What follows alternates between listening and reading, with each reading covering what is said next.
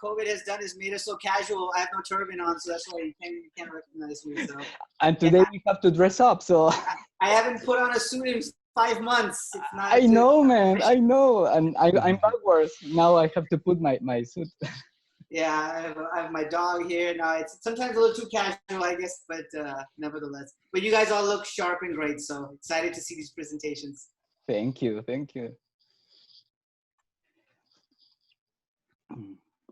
Hello. I am Hello. Hi, Elizabeth. Elegant Israel.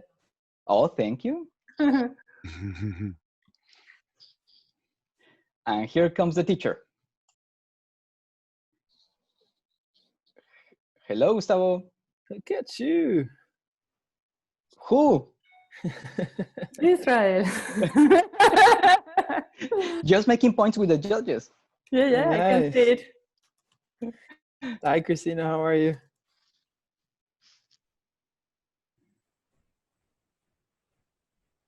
Only saying good things about you.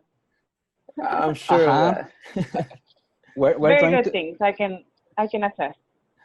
We're trying to raise the price of the class, Gustavo. So the difference is for this team, okay, for this cohort. With Victor, Shanley, are you making me the host? Yes. Hi, Gustavo. Okay. How are you? Good. Awesome. And we are already recording, by the way, for those that are joining us today. This session are always recorded for different reasons. One, for the participants, in this case, the students of Create, in order to be able to go back and review this material for future either comments or feedback that they want to review, and also so that way we collect the archive, the things that we can do better for the next classes, next sessions. So thank you everyone for being here today. Remember, it's Venture Cafe. Thank you, Shanali, for being here every Thursday. And they're open every Thursday virtually in order to create a space for the community, in order to come and be able to have access to different topics from economic development, social impact, technology, innovation, marketing, etc. So as you did today, you are able to do it going forward. We don't know whether we're going to go back. So far, this is the new normal, right? Which is virtual. So it is pretty simple. Just go register and check into any other options that you have on the menu. So thank you for being our host for the last 10 weeks, Shanali. We're very thankful for that. I know they enjoyed as much as I did. And remember, Venture Cafe, there's always free beer, free wine. So if you have access to any type of liquor, make sure you go ahead and enjoy it. Today is a very special day for us at the Idea Center. So for those that are joining us and do not know about the Idea Center, we are the innovation and entrepreneurship hub for Miami College that is open for students and the community. And we provide access to professional development training in the areas of innovation, technology, entrepreneurship, and social innovation. So all the participants that you see here, if you're not a participant, you're an attendee. So the participants that you're going to see here today presenting are part of one of our signature programs that's called Create. And Create, it's a go-to-market program that support aspiring entrepreneurs to take their ideas from prototype to the market. So they have gone through a series of workshops and sessions and experiments and challenges in order to not only validate some of their assumptions, but also test what are the insights that they are able to collect from the market. So thank you everybody for joining us here today. And I also want to thank the judges. Romy, are you there?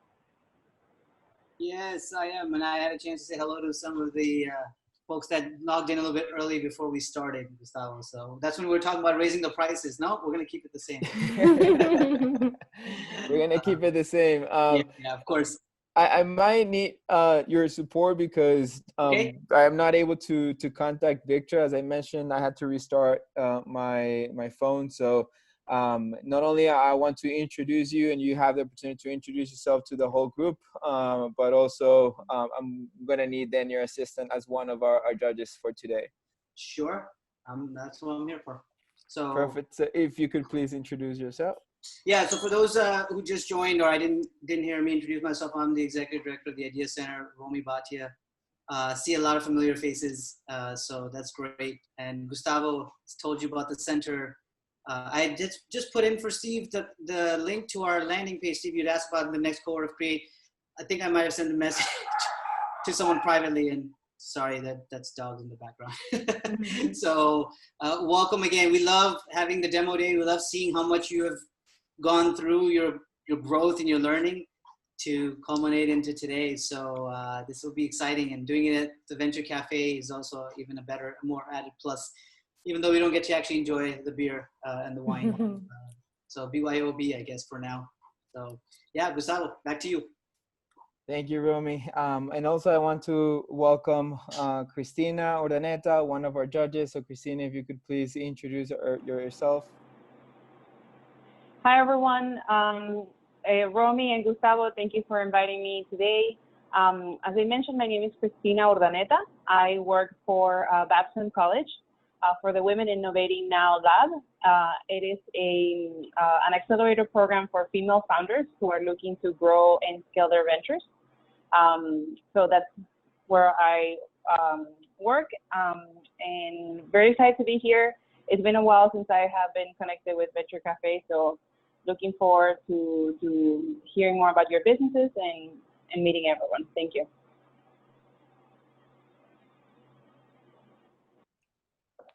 Awesome. Thank you, Christina. Sometimes I lose the mute button and I start speaking on mute. And last but not least, I want to welcome Natalia. And Natalia, if you could please introduce yourself to the group. Sure. Hi, everybody. It's a pleasure to be here, quote, here at Venture Cafe. Obviously, a totally unfamiliar organization to me. Just kidding. So I was, until about a month ago, I was running the Cambridge Innovation Center, so managing our expansion to Miami. We are an ecosystem facilitator and builder. We generally build innovation clusters in tier 2 and tier 3 cities. I ran our project in Miami for 5 years, which was a labor of love and very much focused on connecting the dots between entrepreneurs, academic institutions, the corporate sector, investors, and all of the different stakeholders that one really needs to build healthy communities and ecosystems. As of a month ago, I am on my sabbatical, and so I don't have anything particularly exciting or novel to report around that, but I'm really looking forward to hearing some fantastic ideas today. Awesome. Thank you, Natalia. And I also want to make sure that those that are not neither a participant nor a judge have the opportunity also to introduce yourself. So I have here a couple of individuals that are going to be calling out. For example, Aaron Chavez, could you please introduce yourself? Sure. Good to see you, my friend. So hello, everybody. My name is Aaron Chavez. I'm the founder of Argent Strategies. We're a boutique consulting firm that focuses on early stage startups, primarily Series A and below. So we focus on strategy and corporate strategy and financial strategy to, help companies grow, expand, and build. So happy to be here, support, and see what everybody's doing. Awesome. Thank you, Aaron. I also see Nicholas. Nicholas, would you be able to introduce yourself? Can you hear me now? Yes. Yeah. All right. Hello, everyone. I'm here out of a curiosity to hear some good pitches, and I had the luck to be part of one of ID Center classes a year and a half ago now, and it really helped me a lot. It was scaled up, and I'm used to going to Venture Cafe. So even with COVID, I'm still coming. And thank you so much, Natalia, for because I'm also a member of the CICs, for everything you did for us during all these years. So thank you and good luck to all. Awesome. And there are some members of the participants that are here today, but are not going to be able to pitch, but I want them to have an opportunity to introduce themselves as well. And with that, I want Mark to introduce yourself very briefly. Remember, less than 30 seconds. So please, and thank you for joining, by the way. Sure. My name is Mark Tenenhouse. I went through most of the course and stepped out at the end. My idea was involved with piano and games. I found the course is fantastic, probably the best course I ever took. I did learn some things about my project which require additional work. And so I feel bad that I skipped out at the end, but that's how things work sometimes when you have things to learn.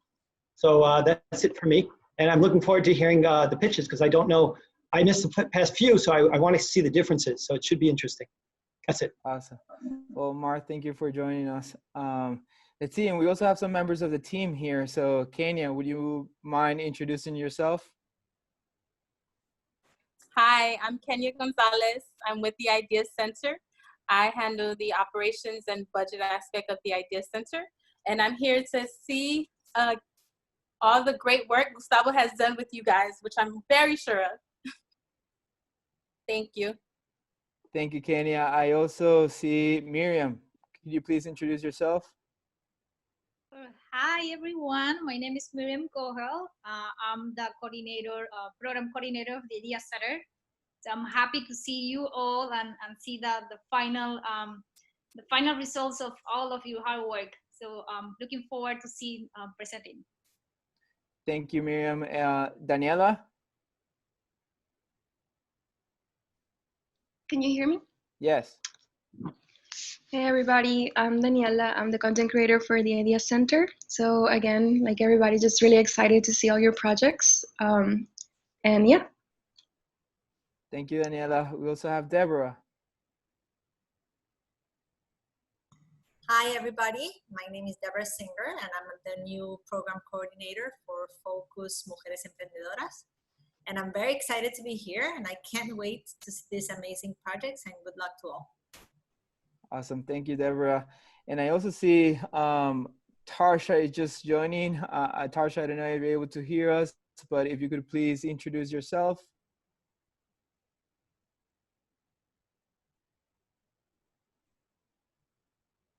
Hi, Tarsha. Can you able to hear us?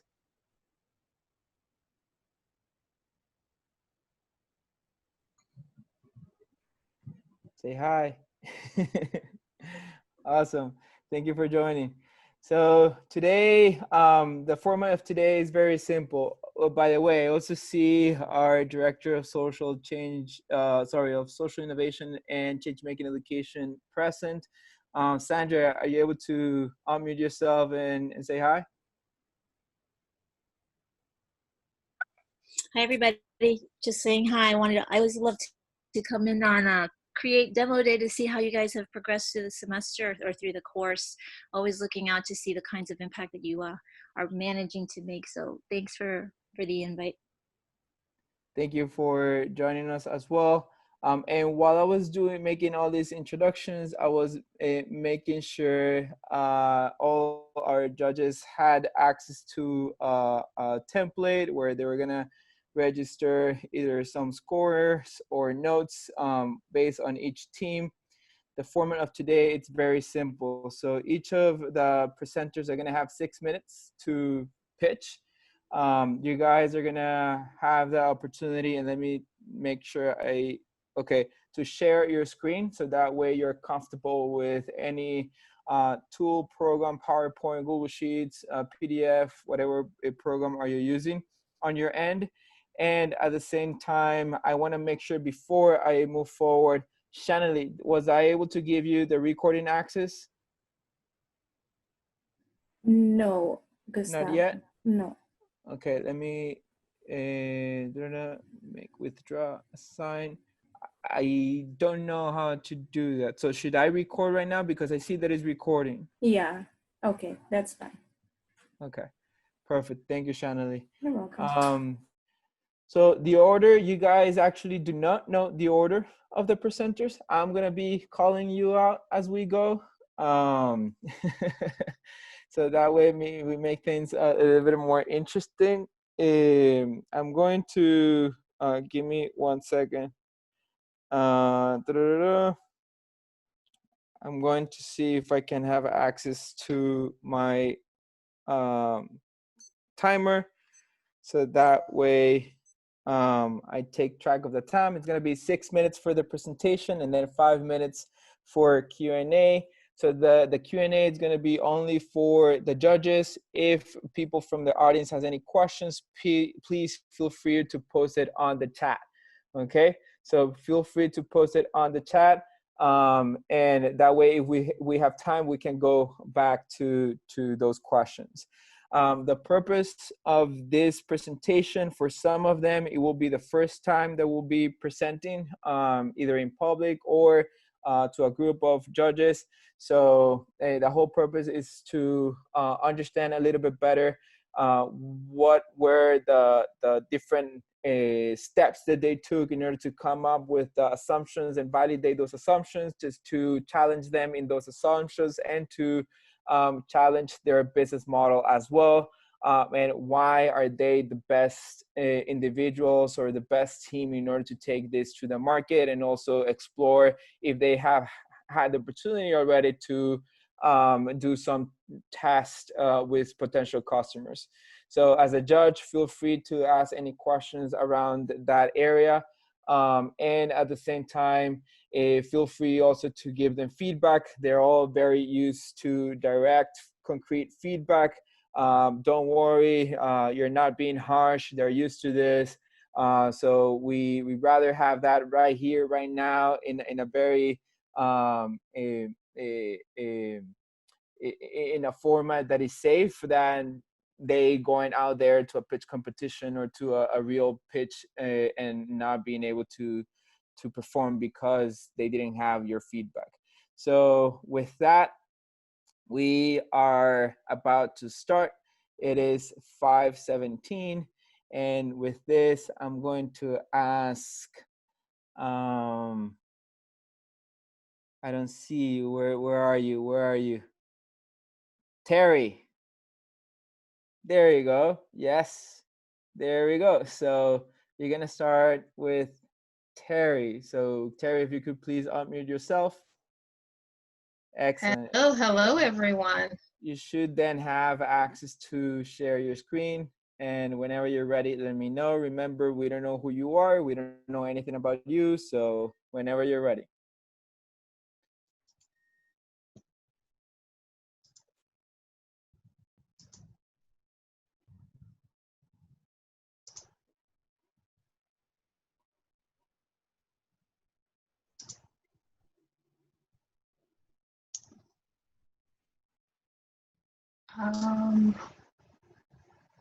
Do I minimize?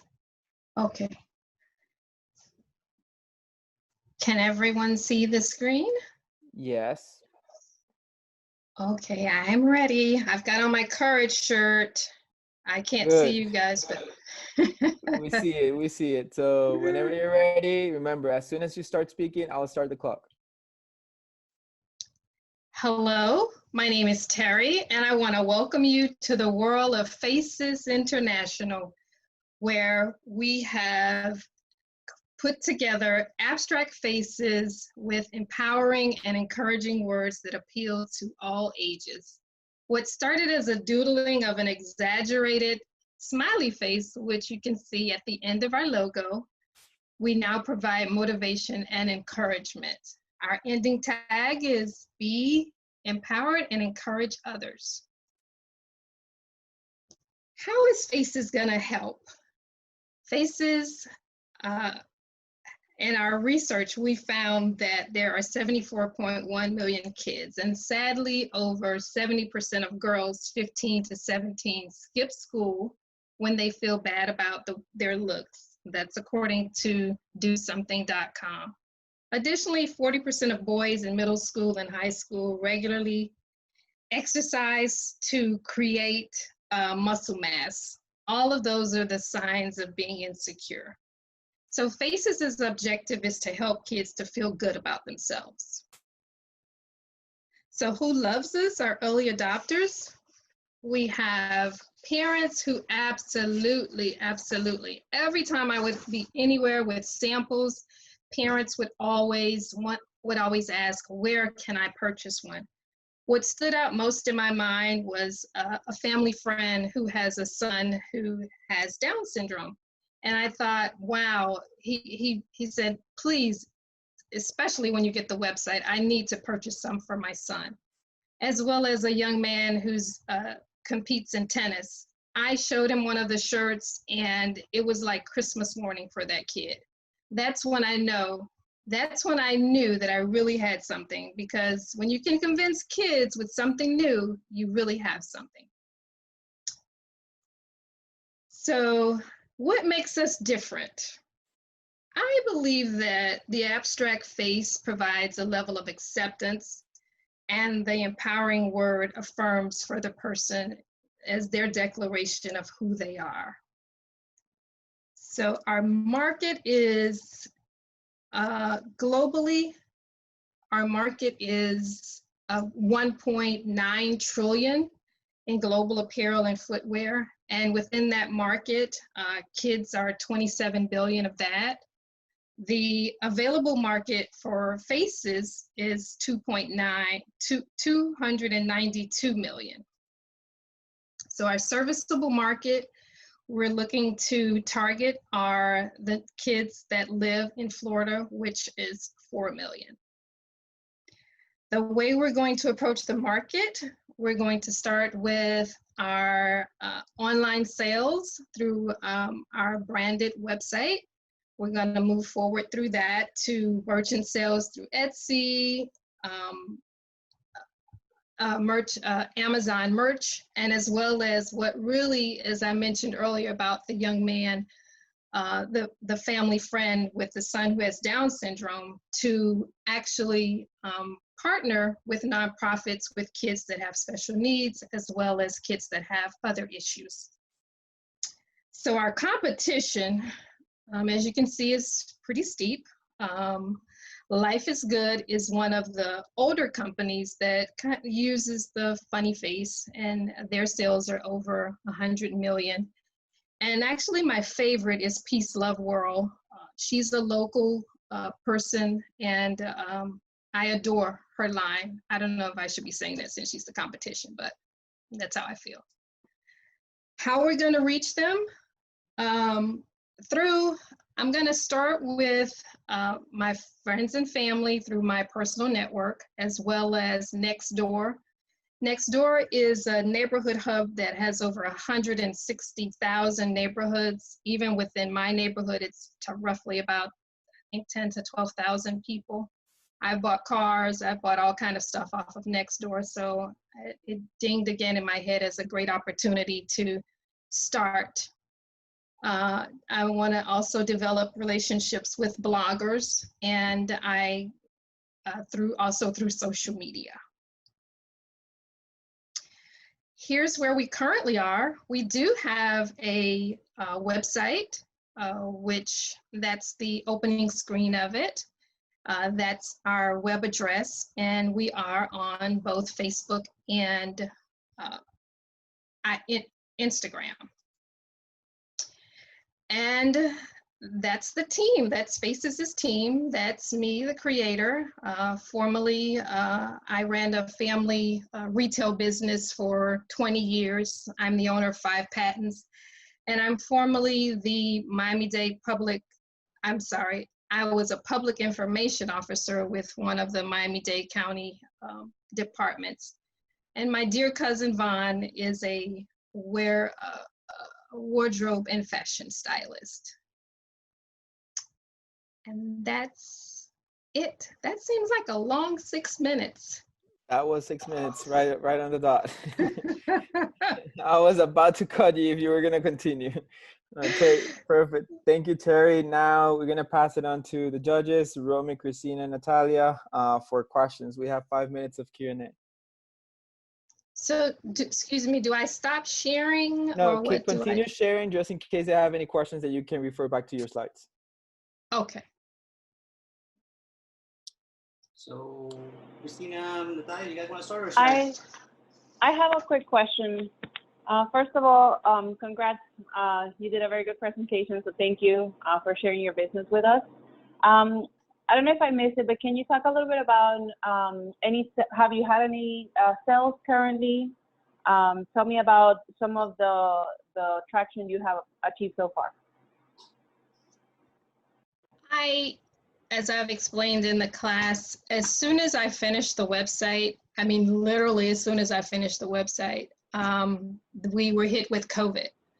And I was concerned with the fact that people would be out of work, in addition to some of the brands that I have on the site that are kind of ancillary products come through, are sourced through China. So I've been just kind of a little bit in a holding pattern.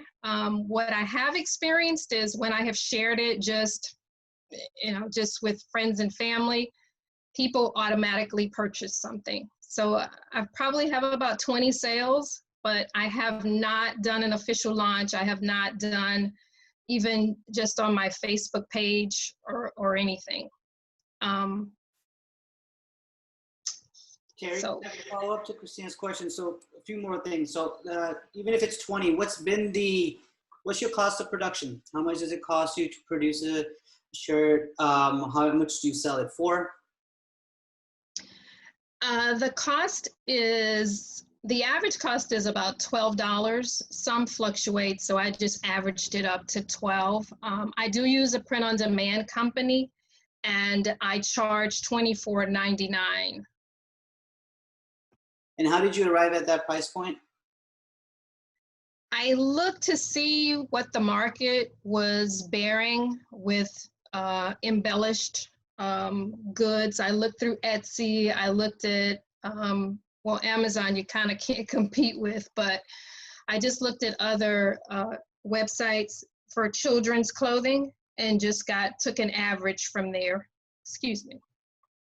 It's a good price point. I think what you may want to distinguish is that, yes, it's a t-shirt, but the quality, you mentioned the embellishments. If you're going to be charging that price point, you'd want to at least mention a couple of aspects of what distinguishes that product. When you mention that, especially because of where you got our attention right off the bat is with the students, with the kids, I should say, and the parents. And so I think that definitely evokes the emotional piece, and I think you did that well. It's okay to admire a competitor, but then also maybe mention what distinguishes you from them. So you don't have to. I don't have to say, I don't know if I should mention it. You can mention it, it's okay. But add to that statement, yet our line will be something different, or if there's a distinguishing factor, I think that will help. So, but you did really well. The presentation, the slides are very, they're captivating to get your attention. Thank you. Yeah, thank you, Terry, as well from my end. If I may offer a kind of a positive comment, I really like the pace of your presentation. I feel like I'm often in conversations with entrepreneurs where they speed through their slides, and your tone of voice and your pace was really easy to follow. So thank you for keeping us as your listeners in mind. A couple of questions. So you had mentioned, one comment, I really like the idea of the nonprofit partnerships. I thought that probably, depending on the conversations that you start to have with those further along, I think that probably can bear out into some great traction, especially locally, because those are companies that, or entities that may want to work with local startups and local entrepreneurs and may be willing to find different avenues of partnering, and also gets you some larger bulk sales. And so to me, I just wanted to highlight that the nonprofit partnership seemed like a really good idea. A question that I did have for you is if you could talk a little bit about kind of what did you envision as your growth strategy? So I know you're starting out addressing children in Florida. You mentioned having this focus on kind of the psychological and emotional piece of coming from places of insecurity, but what were you thinking kind of beyond that as your expansion strategy?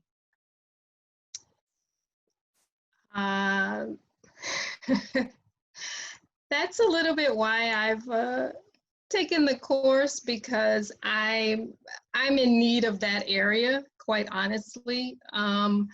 Just off the top of my head, I do intend to expand to adults. I do have other products, like a green series that'll highlight things that are organic. So I in my readings and research, I'm to understand that you especially in online businesses, you constantly have to stay current and keep that kind of momentum going. I'll admit that I do need assistance with helping me from that area. Awesome.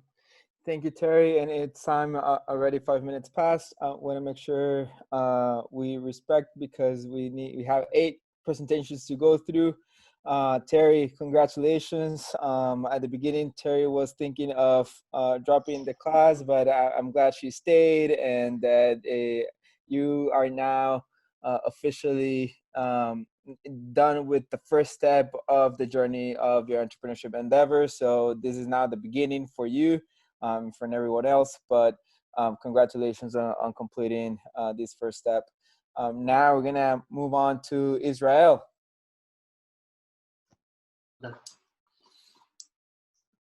By the way, while Israel starts sharing the screen, there is a comment from the audience. Carlos is basically saying if you should come out with matching masks with your top offer. So that's an idea there for you. Israel, whenever you're ready, please.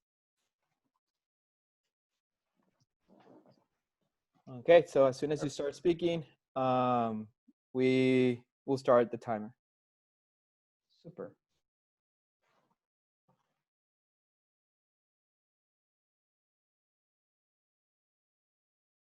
Can you hear us? We can't hear you. Yes, ready. Here we go. Okay.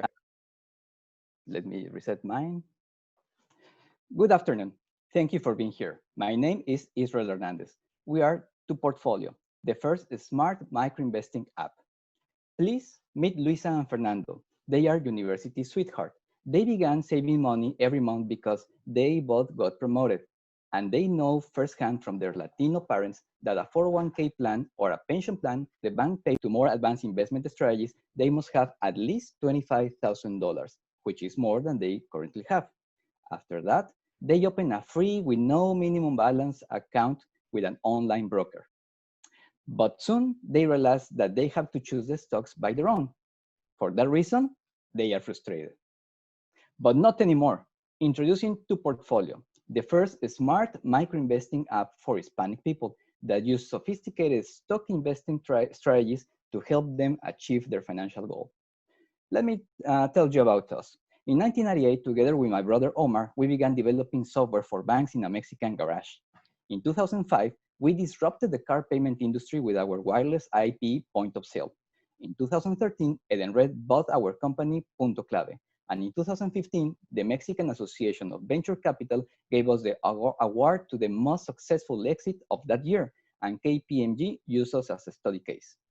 At that point, we opened our first investment account with a bank's wealth management executive, and we found out that in order to have access to great investment strategies, you have to be an accredited investor with at least $1 million in assets.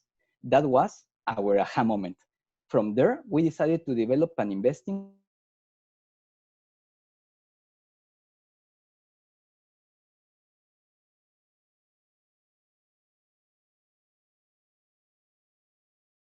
the least financially prepared, and also that language barriers contribute to the problem. That's why our mission is to communicate the importance of stop saving and begin investing. We vision a set it and forget it investing process, and our dream is to help every US Hispanic people 18 years plus to invest wisely their money, give them financial education, and help them achieve their financial goals. Please meet our early adopters. They are the Luisas and Fernandos looking to grow their money. They live here in Florida. They are between 25 and 45 years old. Yes, that means they are millennials working as teachers, accountants, or salesperson, for example. They want to be financially educated. They use social media to gather with friends, and they are willing to invest some extra money in the stock market. And they don't know how to do this automatically. How does it work? The users answer 10 simple questions in Spanish in order for the app to define the risk tolerance profile and automatically decides which one of the 3 portfolios will be assigned to their account. Then they link their bank account, select the amount of their first deposit, and that's it. The app invests their money and they only have to check the performance through the same app. Where are our clients? According to Pew Research, we know that there is a total of 40 million 18-year-plus Hispanics living in the US. From those, almost 6 million live here in Florida. We know that the conversion rate for fintech companies through social media and search engines is 9.09%. That means that we can obtain 500,000 daily active users in our first 3 years of operation. Competition? Sure. According to US News, these are the best micro-investing apps in their categories, but we are unique because we combine the best of each app and reinforce our service with artificial intelligence models to outperform the market. That's why we are the first smart micro-investing app, and we are unique. We make money with 2 types of accounts. The basic plan, $2.99 per month for accounts with up to $5,000, and $9.99 per month for accounts with more than $5,000. We'll also offer a free account with simulated money so the users can see the performance of the portfolio and will disclose the portfolio positions 1 month later. As you can clearly see, we'll be profitable since year 1 with an uptrend income and most of all, controlling our expenses and increasing our earnings after year by year, more than double digits. At this point, you should be asking, how are we going to enroll these 500,000 new users? We'll reach out each group of Latinos living in Florida through their influencers and tribes. Almost every Latino group has a Facebook page, as you can see. Our primary channels will be social media and on-site activations during the events. I'll personally be there. Remember, get out of the building. To wrap up, in 2020, we opened a family office here in Miami to validate with real money our smart portfolios with more than $300,000 of our family and friends. By end of 2020, we'll incorporate our own registered investment advisor in order to launch the service. In 2024, we'll list an ETF in the NASDAQ so everybody with a brokerage account will be able to invest in our portfolio. And in 2025, we'll open a hedge fund to serve the ultra wealth segment that is looking for this kind of investment strategies based on revolutionary technology. Thank you for your time. This is our contact info. Our headquarters are here in downtown Miami, and I'm more than happy to answer your questions. Boom, shakalaka. Shakalaka, first time. Right on time. Now we're gonna pass it on to the judges. Yeah, lots of questions. I'm sure we have. Let's go, Rami. All right, Israel. Your target audience, are you looking at the millennium working professionals? One of your last slides mentions family offices. So that's the first question. Second question is, you make this claim that you're outperforming the market. The markets are also very volatile. How do you make your case for how that's, because a lot of investment firms can make that claim, a lot of funds. Sure, of course. Yes, it's a very, very, very competitive world in finance. So that's right. So first answer, the family office was only to validate the performance of the portfolios. So that was our own money, not outside money, okay? That was the reason why we incorporated the family office. And the other reason is that we can only offer the service to 15 clients and maximum $25 million. So we are below that threshold. The segment, the market, yes, millennials working, and you ask about the performance. That's right. During the March, April downtrend, our algorithms put the money in the SHY product, an ETF that instead of being invested in stocks, it's investing in bonds. So when the market went around 25% down, we were only 5% down. That was the strategy of the algorithm, not people. This is a completely automated strategy based on machine learning. I don't know if I answered all your questions. You did. I may have some more, but I want to make sure the other judges can ask. While they may ask questions, could you flip back to the slide on the revenue? Sure. And then Christina and Natalia, if you have questions. I just want to double check that.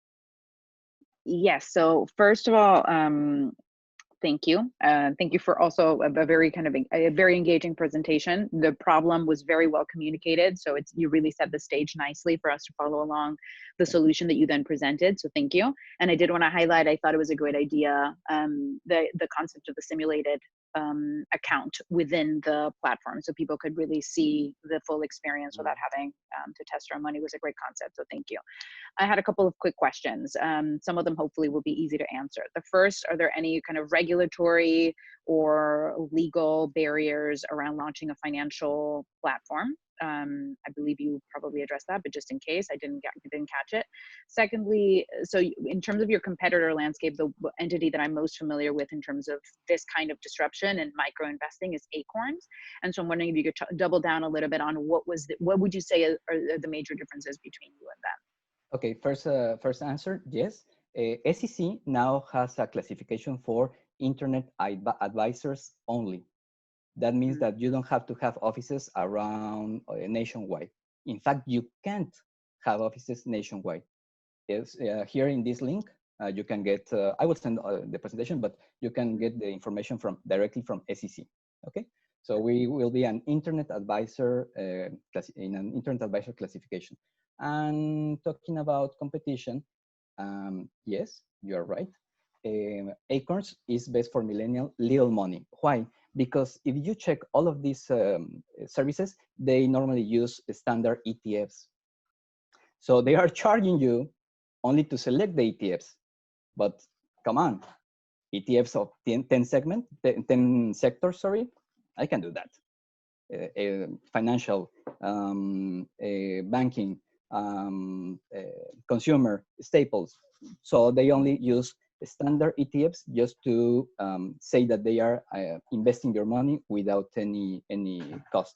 But they are not doing stock selection. That's our big difference. Stock selection using machine learning algorithms. Okay, thank you. Just as a heads up, I would double highlight that next time you present this, because that is a differentiator. Okay, maybe my professor is hearing that. Israel, yes. How are we doing on time, Gustavo? Do I have time to ask a question? Yeah, we have time for 1 or 2 questions. So we have 1 minute actually. Okay, well, more of a quick comment. Israel, wonderful presentation. As Natalia mentioned, you clearly identified the problem. It was very easy to follow. I love that you described the customer personas. I think you did that very well.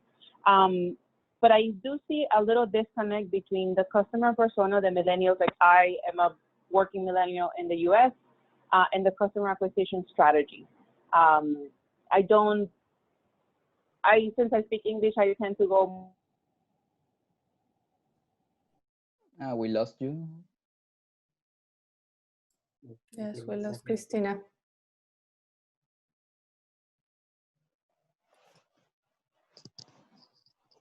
Hi, Christina, can you hear us?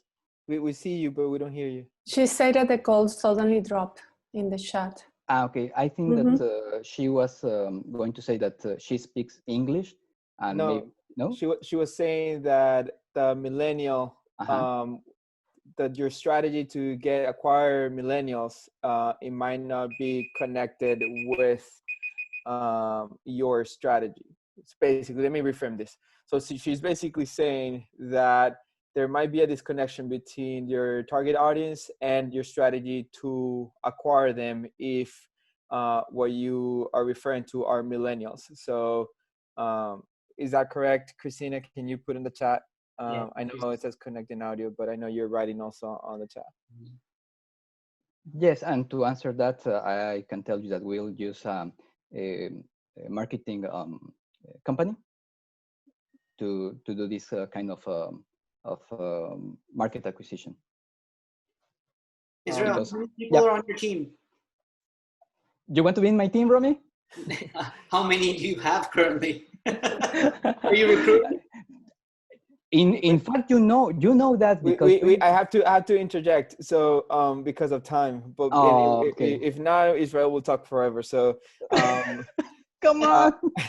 I want to encourage everyone to please put their feedback on the chat. I know we have some comments already where, for example, Carl says, appears that invest firm target market once they have less than $25,000 to start invest, and then the 3-year service will invest. You might want to check that comment later, Israel. And then besides Goins from, he will be going for centennials. So besides going for millennials, he will be going for centennials, I believe is what he's referring. I will give the comment back, Israel, so you Sure. might listen to your professor in that point, in terms of your marketing strategy. But Sure. great presentation. I'm really happy to see all the feedback that you incorporate into this. So great job. With that, we're gonna pass it on to Lisa. So Israel, if you can stop sharing. Ready? Yeah.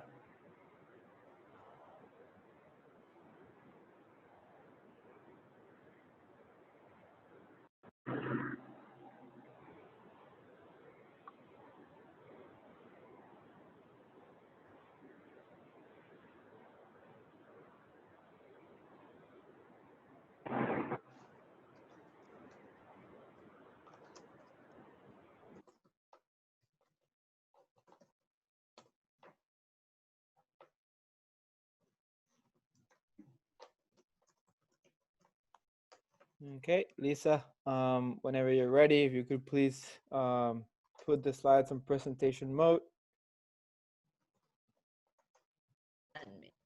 There we go. So do you see my slides or not yet? I see the slides, but it needs to be on presentation mode. So on the from the beginning. Yeah, there you go. Perfect. So whenever you're ready. Perfect, great.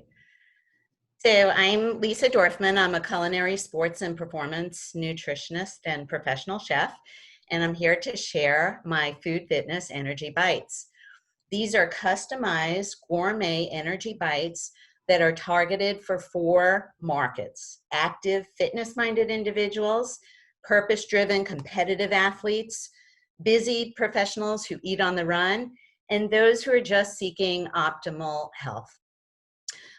Based on those 4 groups, there are 4 nutrient-driven personal bite options. 1, to help those competitive athletes build muscle mass, make weight if they're in weight classes. For endurance athletes, to enhance stamina and endurance, high energy snacks.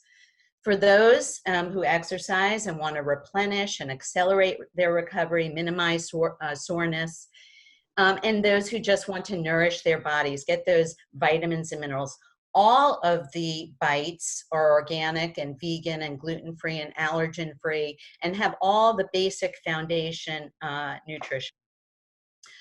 I am probably the perfect person to deliver this. I've been a 30-year award-winning chef nutritionist, a former professional triathlete, an Olympic teams nutritionist. I've written 8 books.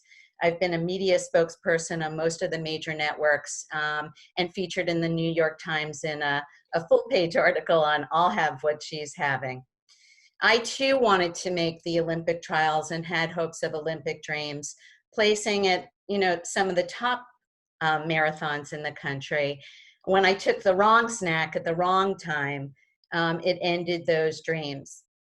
I'm not alone though. Up to 71% of all athletes have GI distress, more than 90% of endurance athletes, and even non-athletes, up to 64% at rest and during exercise have GI distress. So my mission is to help individuals attain and enjoy their personal best, 1 bite at a time. The market size is huge. Globally, it's 45 million. In the US, it's 13.1 million, expected to be 31 billion in 2027.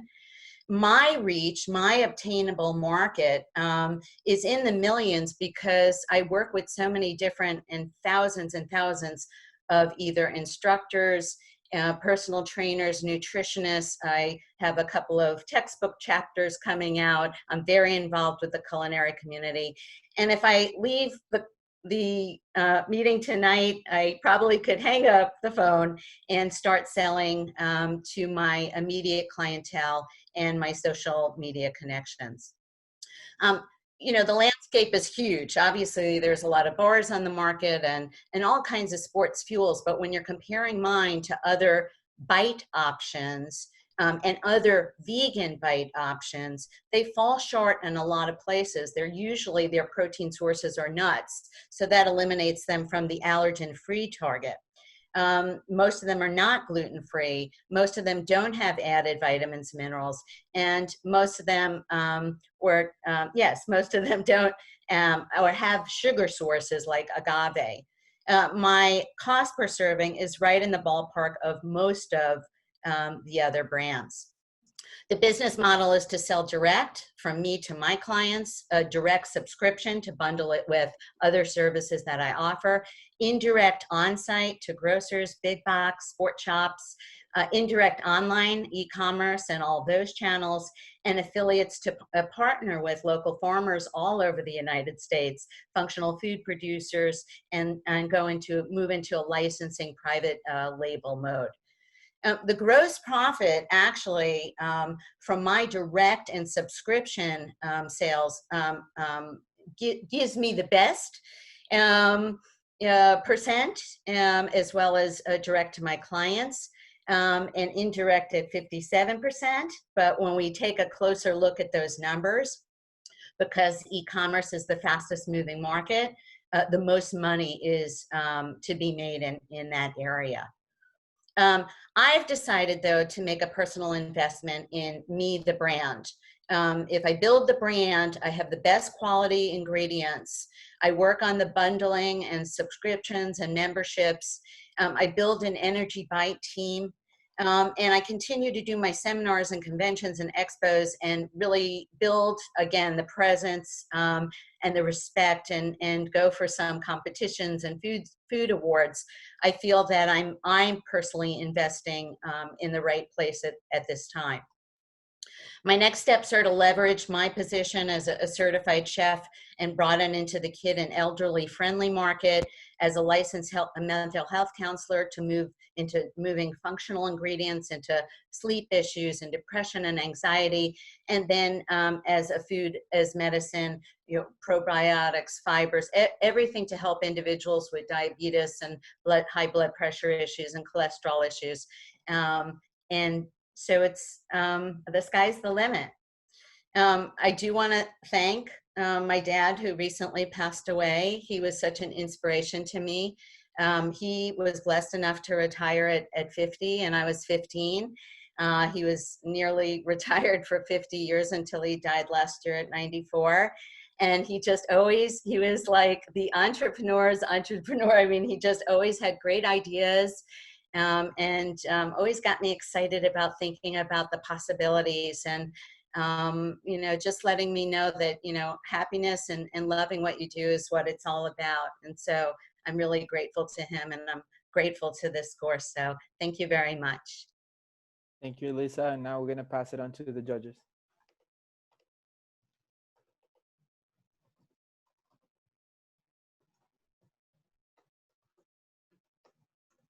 Okay, I'm happy to start. Lisa, thank you. Thank you for a really great presentation.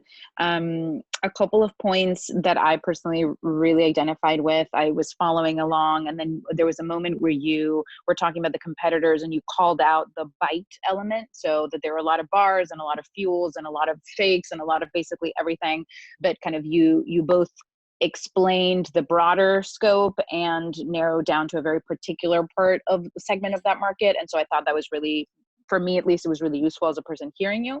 And I also wanted to compliment kind of the nuance that you showed in terms of the diversification in your distribution channel. So looking at the subscription model versus the e-commerce and the diversity within that, as well as the potential revenue components of that, was really useful as well. So thank you for showing that.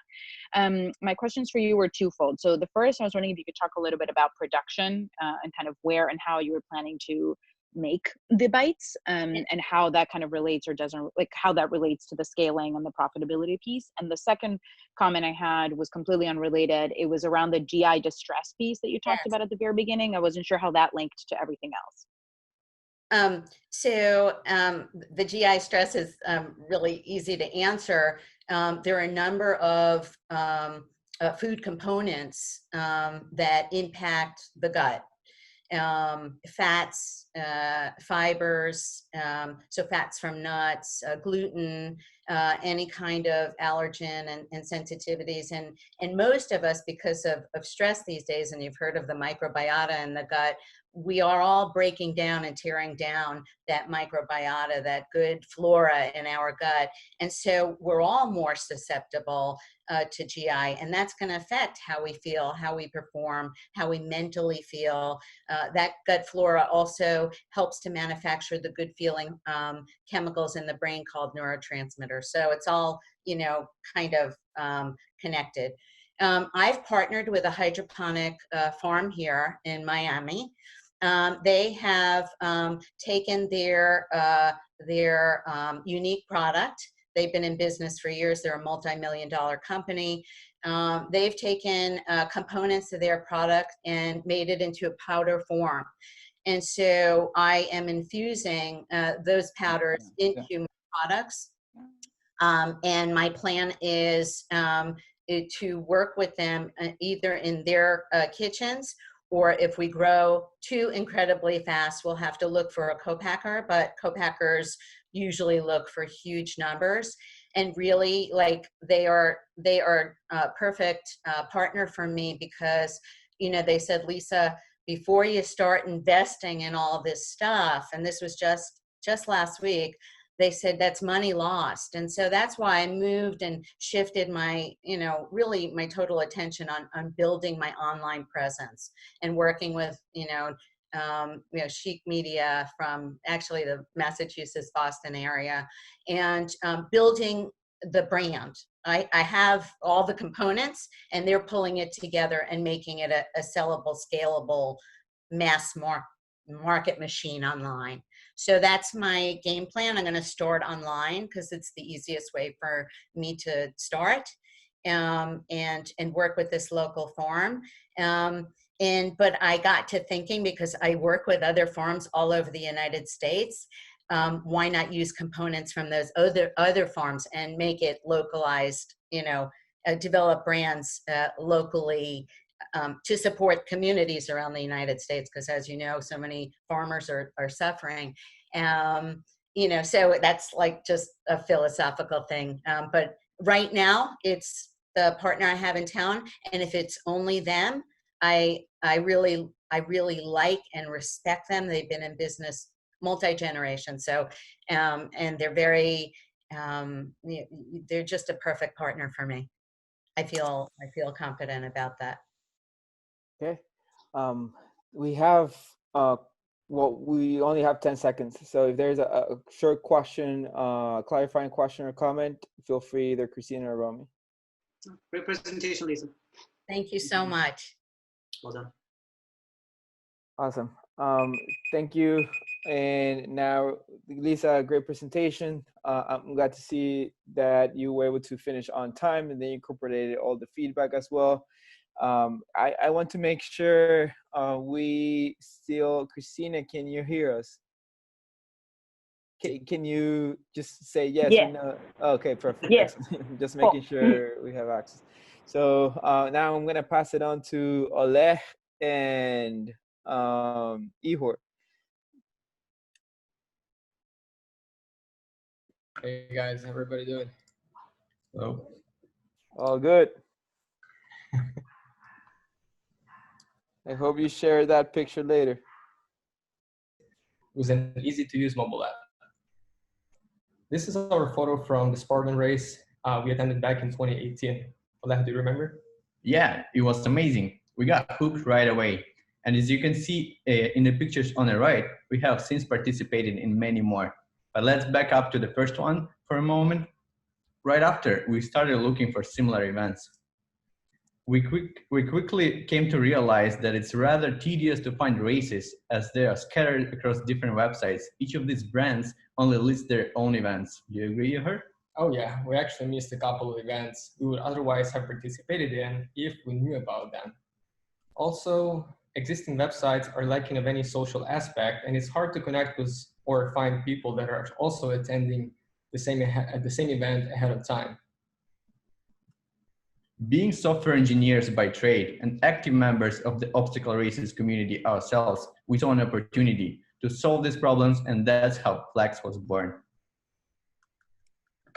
Oleg, so what is Flex exactly about? It's an easy-to-use mobile app with the power to connect and create your dream team before the event even started. Okay, but how is it different?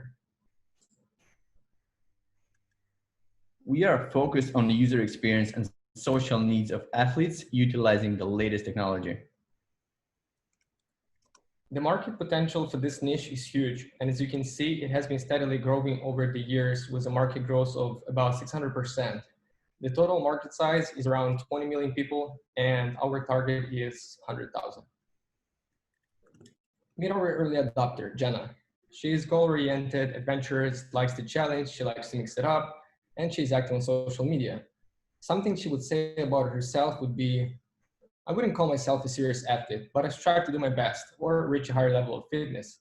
We conducted multiple user interviews on site of the races, and this is what we found out. The pains Jenna has are forming a team and fear of not finishing or being perceived weak, and we are addressing this by developing a feature that will allow Jenna to connect with similarly skilled athletes, form a team, and complete the course together, thus shifting this pain into a gain. Another pain is a cost, as the races are expensive, but with our app, Jenna will be able to sign up as a volunteer at certain events and get a free race. Ihor, do we have competitors? Yeah, of course. Our major competitors are Athlinks, Strava, and Active.com.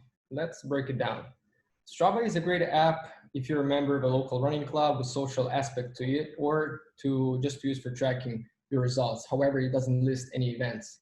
Active.com has a more or less comprehensive list of events, but doesn't offer a mobile app, nor does it have a social aspect to it. Athlinks is great for tracking race results, has a mobile app, and some events are indeed listed. So we focused on Athlinks as our main competitor. Ollie, how many downloads does it have? Athlinks got a lot of traction with 100,000 users on Google Play alone, but they recently took down both of their apps. And the obvious question is, why? How did they fail? And what we can do better? People are complaining about the app is not working, crashing, hard to navigate. Races are missing with the average race with an average rating of 2.9. Here's what one of the many users had to say: "Your app is so bad, you make me want to stop racing." Also, the Spartan Race has recently dropped ChronoTrack, subdivision of Athlinks, as their partner in time tracking. So how we will make money?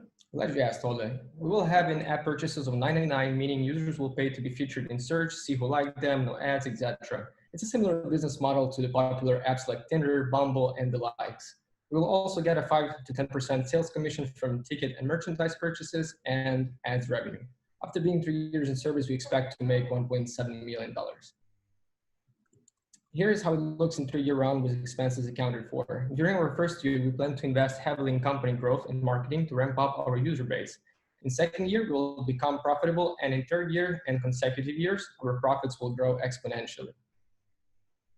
Our primary channel to a customer is on the races itself. We want to create a flex movement and sense of community by doing booths with special treats for athletes. We will also be targeting people on social media, local gyms, meetups, partnering with event organizers and influencers.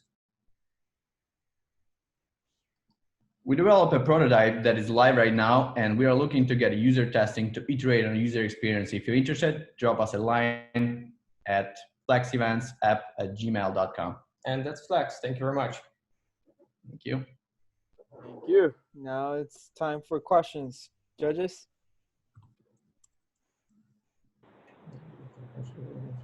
I can start. So great presentation, guys. As I was listening and writing down questions, you were answering them with your subsequent slides. So I thought that was great. My question was around your beta version. You're able to describe the persona and the pain point, I think, really well. I can speak to that person as someone who's done triathlons, active, a site that's just to find events. You, I think, hit on if you can actually go back to that slide here, the advantages. If you go over 2 more, I think this was this slide where you focus and actually went through. Sometimes presenters won't actually talk about what is on their slide. the entrepreneur. And I think the way you walked through and distinguished some of this, I thought was really good. A couple questions for you. So it's a one-time cost of download, and you intend to make revenue through that, but then add, and I think commissions on products. Is that correct? I can answer that. So the download is free. We won't charge for downloading. In-app purchases of $99.99, it's when you're already using the app. How many users do you currently have with your prototype?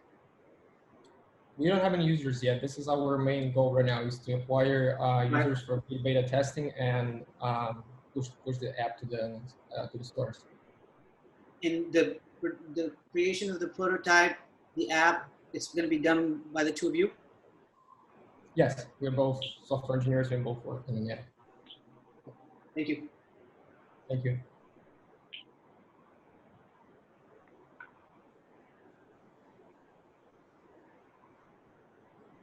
Actually, the questions that I had, Romy asked. So Natalia, feel free. Oh, okay. I monopolized the previous one, so I was waiting until the end.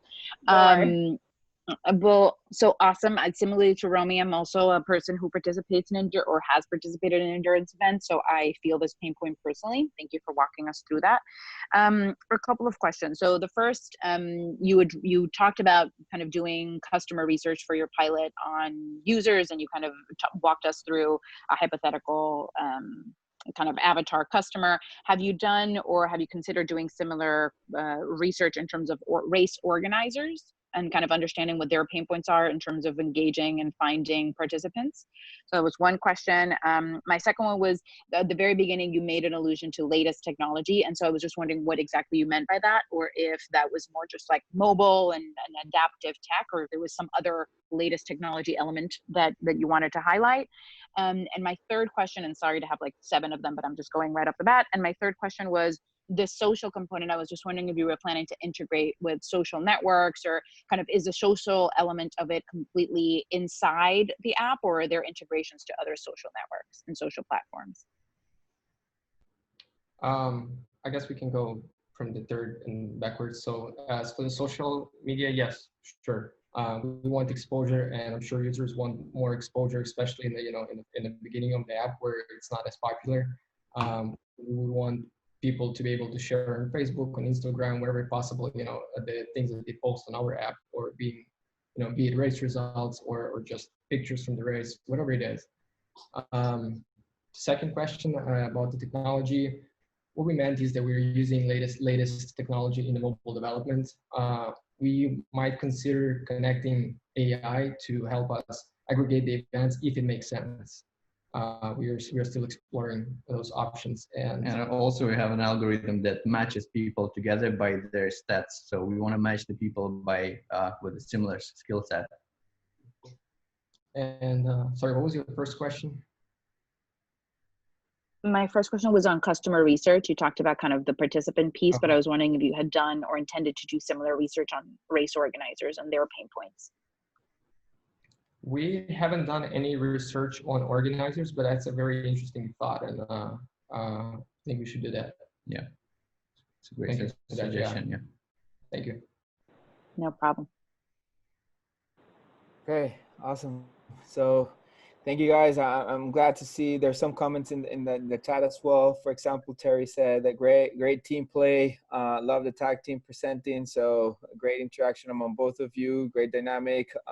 Sometimes it's very risky when you have 2 people presenting, but you guys manage it pretty well to be the first time that we see both of you doing the presentation at the same time. So congrats on that.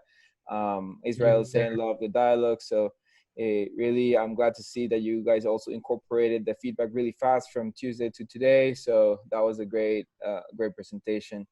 Now with that, we're gonna pass it on to Maria Elizabeth. Okay. Yeah. So let me share my screen, the desktop too. And let's go to the presentation. Oh, I love that. Okay, can you see my presentation now in presentation mode? Not yet. Not yet? Why is that? Just a moment.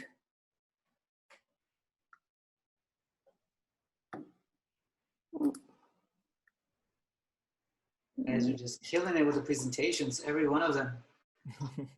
On time, dynamic. Can't wait for the next one. All right. There we go. See it. See it. Okay. Okay. Well, I'm going to start. Good afternoon. My name is Elizabeth Bravo, and I am the founder of Techie Cards. A little bit about me.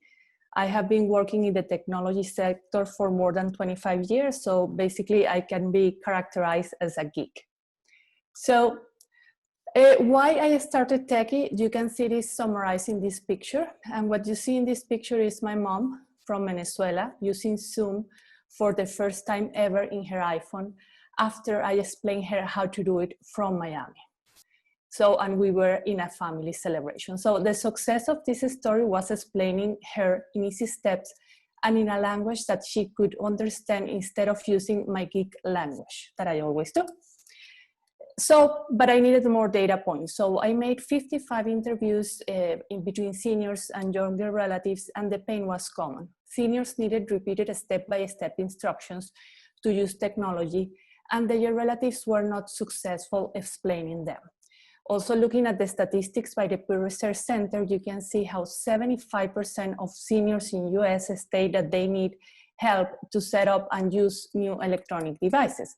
So the problem was clear for me, and that's why my vision is to use a new approach to enable seniors to embrace technology so that they can get and enjoy all the benefits of a digital life instead of feeling behind and depending on someone else whenever they don't know how to use a device. They also feel overwhelmed by all the steps that they need to remember for any single function in their devices, call it smartphones or tablets. But on the other side, when they learn how to use their devices, they feel the connection, pride, and autonomy. And those are the kind of feelings that we want to generate with our solution. So who would like to buy Techie Cards? So initially I concentrated in the Guillermos of this world, which are seniors from 65 to 85 years using a smartphone or a tablet, but they also need someone to explain them how to use the technology with love, patience, and in several repetitions. But in my interviews, I also found out that the relatives, the younger relatives of these people, adult and grandchildren like the Dianas, they feel frustrated to explain over and over the same instructions to their family. So I really found two target segments that I will plan to attack with Techie. So I guess that at this point of time, you all feel identified with the problem and you want to know how Techie can help. So let's discover our solution. The phase one of Techie Cards will consist on physical flashcards that will have the size of a postcard stored in beautiful boxes. And they will contain step-by-step instructions for performing basic functions in your smartphone or tablet and to perform functions in third-party apps. Call it WhatsApp, Instagram, Facebook, you name it. The important thing is that each card will have a link to an audio so that the person can listen to the instructions at the same time that they read. And this will give the human connection that we are looking with the new approach of Techie Cards. The basic function pack will include 60 cards, and the per application card pack will have 20 cards per app. And you can see how we have investigated the most popular applications between seniors, and they are shown here: social networking, online shopping, video, mail, etc.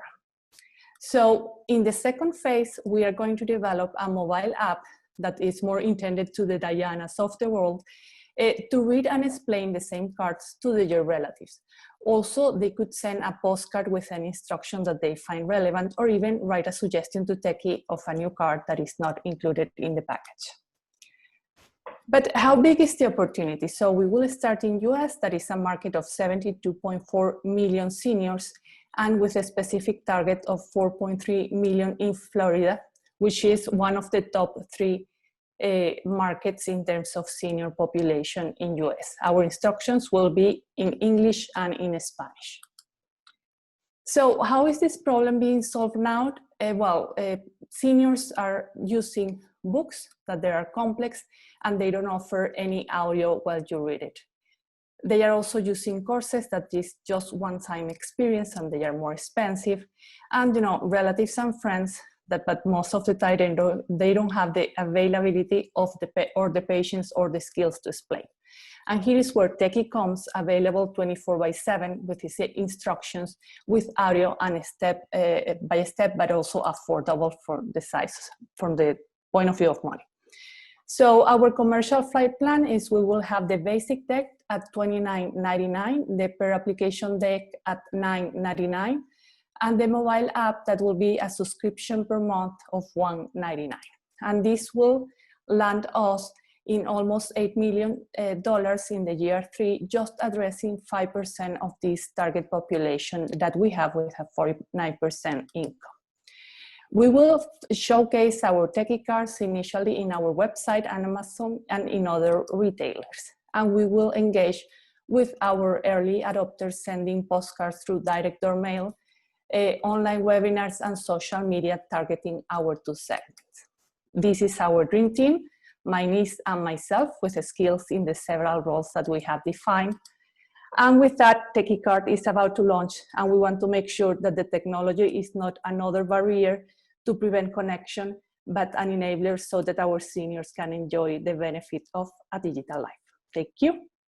Time. Thank you. I'm going to pass it on to Christina. Elizabeth, thank you so much for your presentation. I really like how you explained the problem. I think this was already a big problem, a visible problem before, but now with COVID, it has just been, it's way more visible. Everyone is experiencing right now. So I think it's a fantastic idea. And I also want to congratulate you after doing your research on how you found out that not only are the seniors your market, but the younger relatives. So congratulations on that. A quick comment. Do you have any plans of expansion in translating Techie cards to other languages? We know we have a very diverse community here in South Florida, and potentially the world could be your market.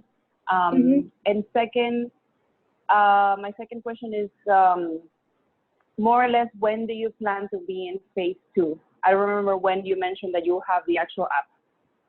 Yeah, so let me perhaps go to this slide, and probably it's too small, the letters, to see them, but I am planning to launch the first package, the basic package, in August and in Spanish, and then in September I will go with English and Spanish. And yes, I have thought about having more languages, but I need to subcontract this because, you know, the work of making them and producing them in easy sentences and easy steps is not easy. So I will need like subcontract people to scale up. And then the mobile app will be planned for December. Why December? Because the reality is that in the revenue lines, the mobile app is not such a big component. So I need to first be successful with the Techie cards and then scale up with the mobile app. I mean, unless that I am super successful, I can pull it up to make it sooner, but this is the original plan that I have. Great, thank you for explaining.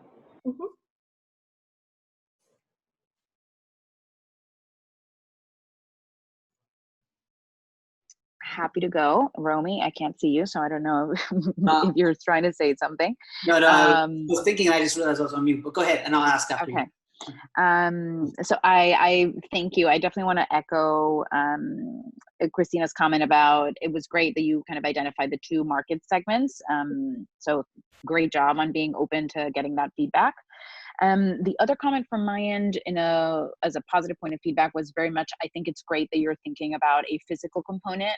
So often these days people think of digital, not just digital first, but digital only. And I think for this target audience, there is a value in having a physical element. And so I think that was really great. My question for you was whether or not you'd researched, I feel like these days there's an availability of everything on YouTube. You Google how to, and like every possible option is available on YouTube. So I was just wondering kind of what you'd seen in terms of content addressing this gap on YouTube thus far in terms of research, or other channels of that nature, but YouTube comes to mind because I know my parents use that for basically every question they have. Yes, you know that I have researched in YouTube, but what I found all the time is that you know, all these videos or all digital content is targeted to a certain generation that likes things fast. And what I have learned with people that I have teach how to do things is that they like a slow pace. So I have not found that many videos. And the other thing is that, for example, in the cases that I have observed, it's very difficult for seniors to see something in the screen and try to do it into their device. So that's why the reading element is so important, because it's like, you know, they are more used to have that written reference, but they don't have any other thing competing in the phone for their attention.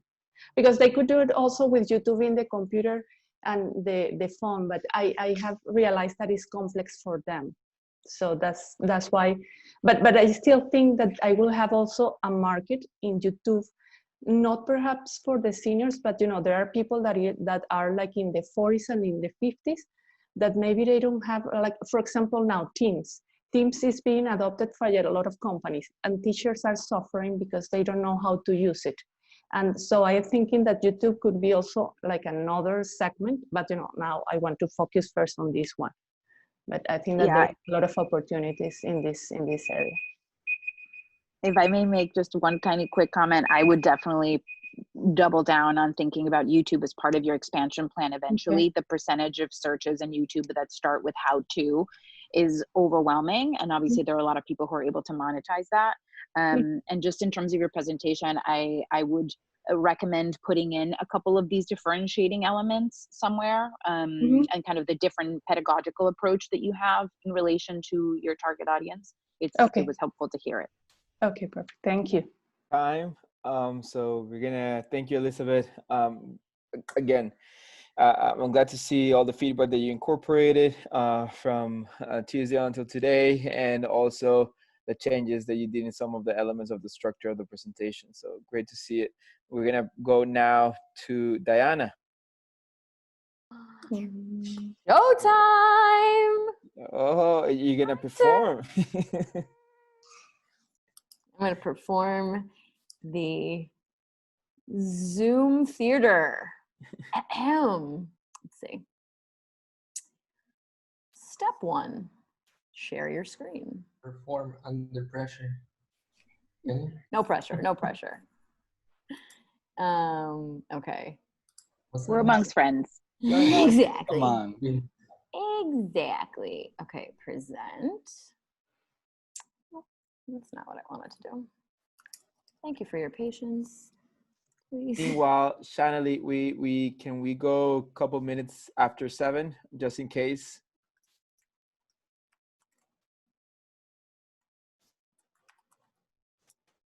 All right. Shanali, were you able to hear my question? Oh yeah, I showed you. It's perfect. Okay, perfect. Yeah, So I'm thank you. sorry. Don't worry. Okay, Diana, whenever you're ready. Okay. Okay. Good evening, everyone. My name is Diana Lote. I am building the educational and recreational facility for the arts and entertainment industry called the Creators Playground. So there are 6 different departments: movement, canvas, note, stage, studio, and library. We're a health club business model where aspiring and hobbying artists have access to classes like dance, painting, singing, acting, music, and writing, all day long, all under one roof for one monthly membership fee. Think of it like Equinox, but for the arts. So in looking at a template schedule, you can choose to take an intermediate screenwriting class today, beginner's stage combat tomorrow, and advanced singing by the weekend. We could be compared to any of the arts universities based on the quality of our instructors, but our schedules are more flexible. The membership cost is a fraction of artsy-fartsy tuition fees, and there's no term requirement involved. So it's like a workout. You get stronger because you're exercising, not because you're competing. It's the reason that I toy with calling this company Recess, because Recess is the only class that's mandatory, but it doesn't get graded. because there's no competition when you love doing what you do. And in comparing our business model between arts universities, private coaching, and group classes, we're the only one that allows you to have flexible time, a low cost, access to projects and other collaborators and artists, while still bringing a sense of community, creative community. So now on to how do we make money? First comes membership fees. That's the backbone. So that leads to collaboration agreements, event sales, facility rentals, commission from our in-house art gallery sales, licensing and branding, which is like the business model behind American Idol. Every talent that falls under the branding and the licensing of American Idol that gets a percentage. So in the same way, all artists and all development, all screenplays, anything that essentially starts in-house based on membership is then generating a either collaboration fee, a development deal, a percentage on the back end of whatever thing moves forward. So you may be wondering why I have such conviction for this business model, and it comes from 20 years of experience in the arts and entertainment industry. I was a talent agent, development producer, casting director now, creative director, all of the above, New York, Los Angeles, all types of Broadway, Hollywood talent. All of the talent that you see on screen now were actual former clients and coworkers of mine. The resounding feedback that the talent has shared with me throughout the years is their core desire to try new things, to create, to grow their skills, to collaborate with other artists, and ultimately just play. And hence, the playground was born. So here's where we're growing in this year. Even though the core aspect of our business is a brick and mortar real estate building, the digital prototype is being launched this fall with a scalable business model of expert instructors and a scheduling app where members can see who's teaching the class, register for the time that works for them, and also see which other members are attending. And that app is in development now because at its core, community is the backbone of this business. It's the reason why that keeps me going and building, is because that's what every artist and talent I've ever worked with claims is missing. Community is the medicine that users receive while practicing their singing skills outside of the shower, while learning the real guitar instead of just the air guitar, and maybe finally writing that story that you've had in your head for years. The Creative Playground allows you to belong to a creative community in your own backyard. Play, learn, and create. Thank you. Awesome. Pass it on to Romy. Diana, good to see you back. You are continuing to grow and evolve your ideas. So it's good to see you and create. This presentation is just like your talent is there's no shortage of on the creativity and the vivid description of kind of why this type of thing is needed. Let's go to the financials of your model, of what you're looking to do and how sustainably you'll be able to do it. Can you take us back to that? So, revenue? Yep. Here, revenue streams. You mentioned these categories. Are you able to say with a little bit more precision how much, either by percentage or in dollar terms, you anticipate coming in from membership sales versus the others?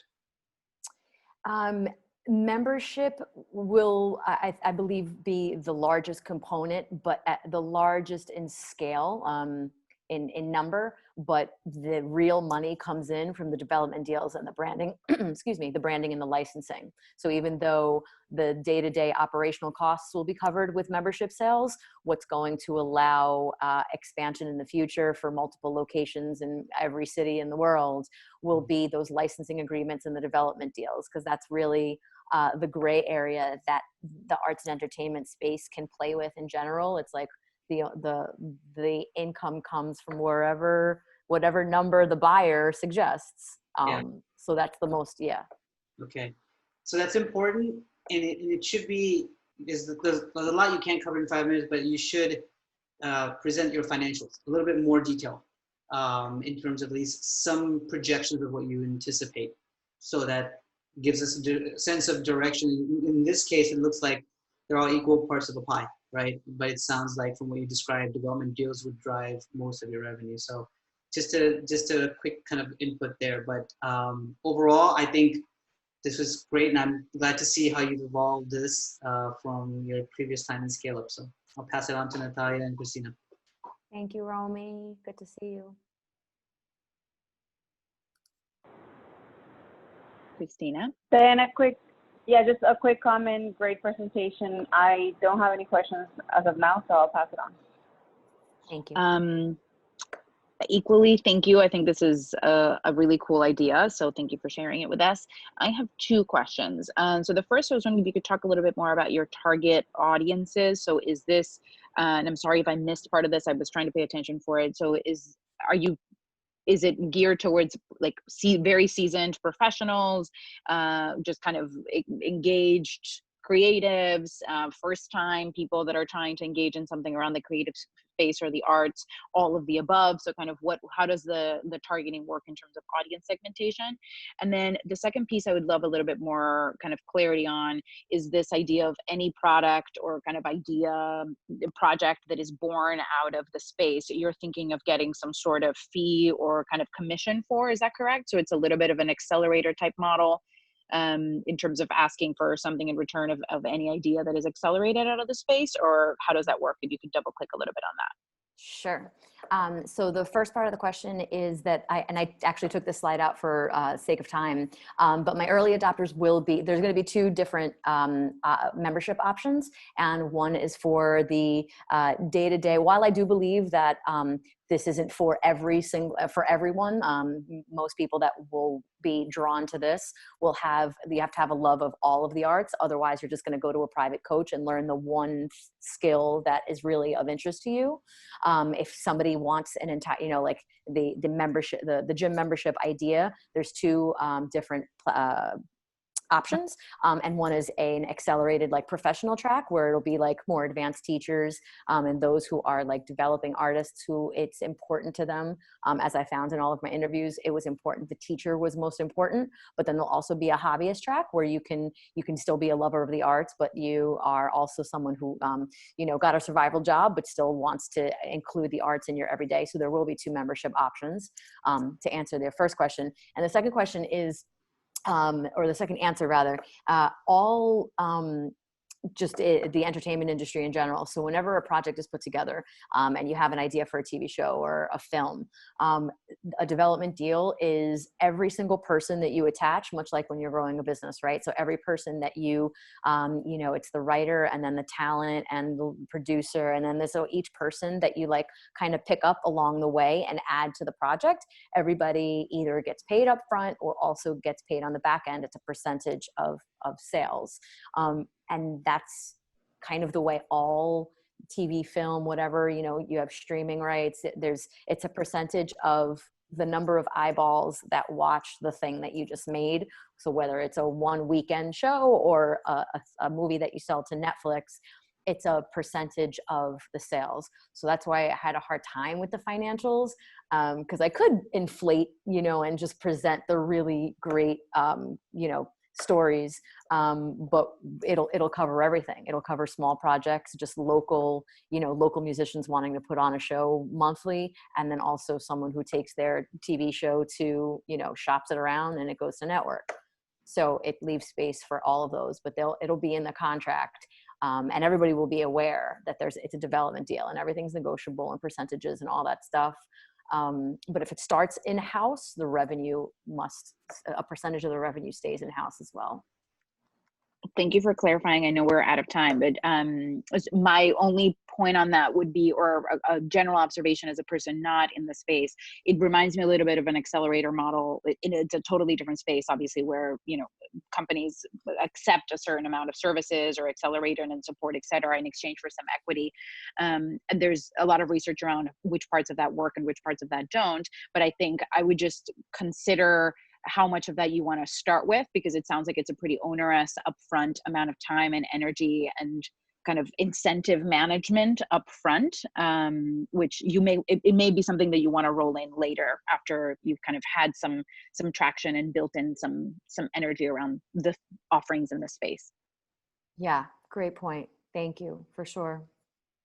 Awesome. Thank you, Diana. It was good to see you after missing the last class, but I'm glad to see you and to see the story, how it makes sense, and to see the whole presentation. I think it is for far your best presentation. So thank you for that. Now The we're gonna only pass one I it on. made in time. Thank you. Yes, very in time. We're gonna pass it on to Ali. Allison, are you ready? I'm so proud of all my classmates. Oh my gosh, but now I'm so nervous. You guys did so well. Of course I'm ready. Okay. All right, everyone do a shot first, please. Okay. Drink, everyone drink. Let's see if that's the right screen.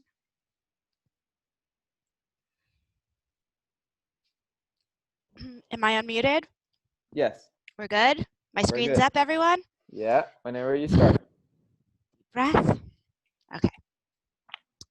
Hi, my name is Allie McClaney, and tonight I'm going to introduce you to my company, DigiPraise, and explain how we are poised to save millions of Americans from the emotional and financial pain of not having sufficient insurance protection for their valuable jewelry. Let me start by introducing you to my family, the team behind DigiPraise. And no, I'm not related to Steve Harvey.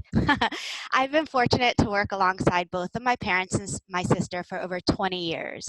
We are jewelry valuation specialists who use our expertise to determine replacement cost values for jewelry and insurance claims. We have reviewed hundreds of thousands of jewelry appraisals, and one common issue we keep seeing is that insureds do not update their appraisals. Out of the last 1,000 claims we reviewed, 75% of them had appraisals that were over 5 years old. Not only do these outdated appraisals result in the loss of premium for the insurance companies, but in 50% of the claims, the end result is that the insured didn't have enough coverage to replace their jewelry. The cost to insure jewelry is only 1 to 2% of the appraisal value for the item. So if an item's value increases by $1,000, it would only cost the insured $10 to $20 more for the peace of mind.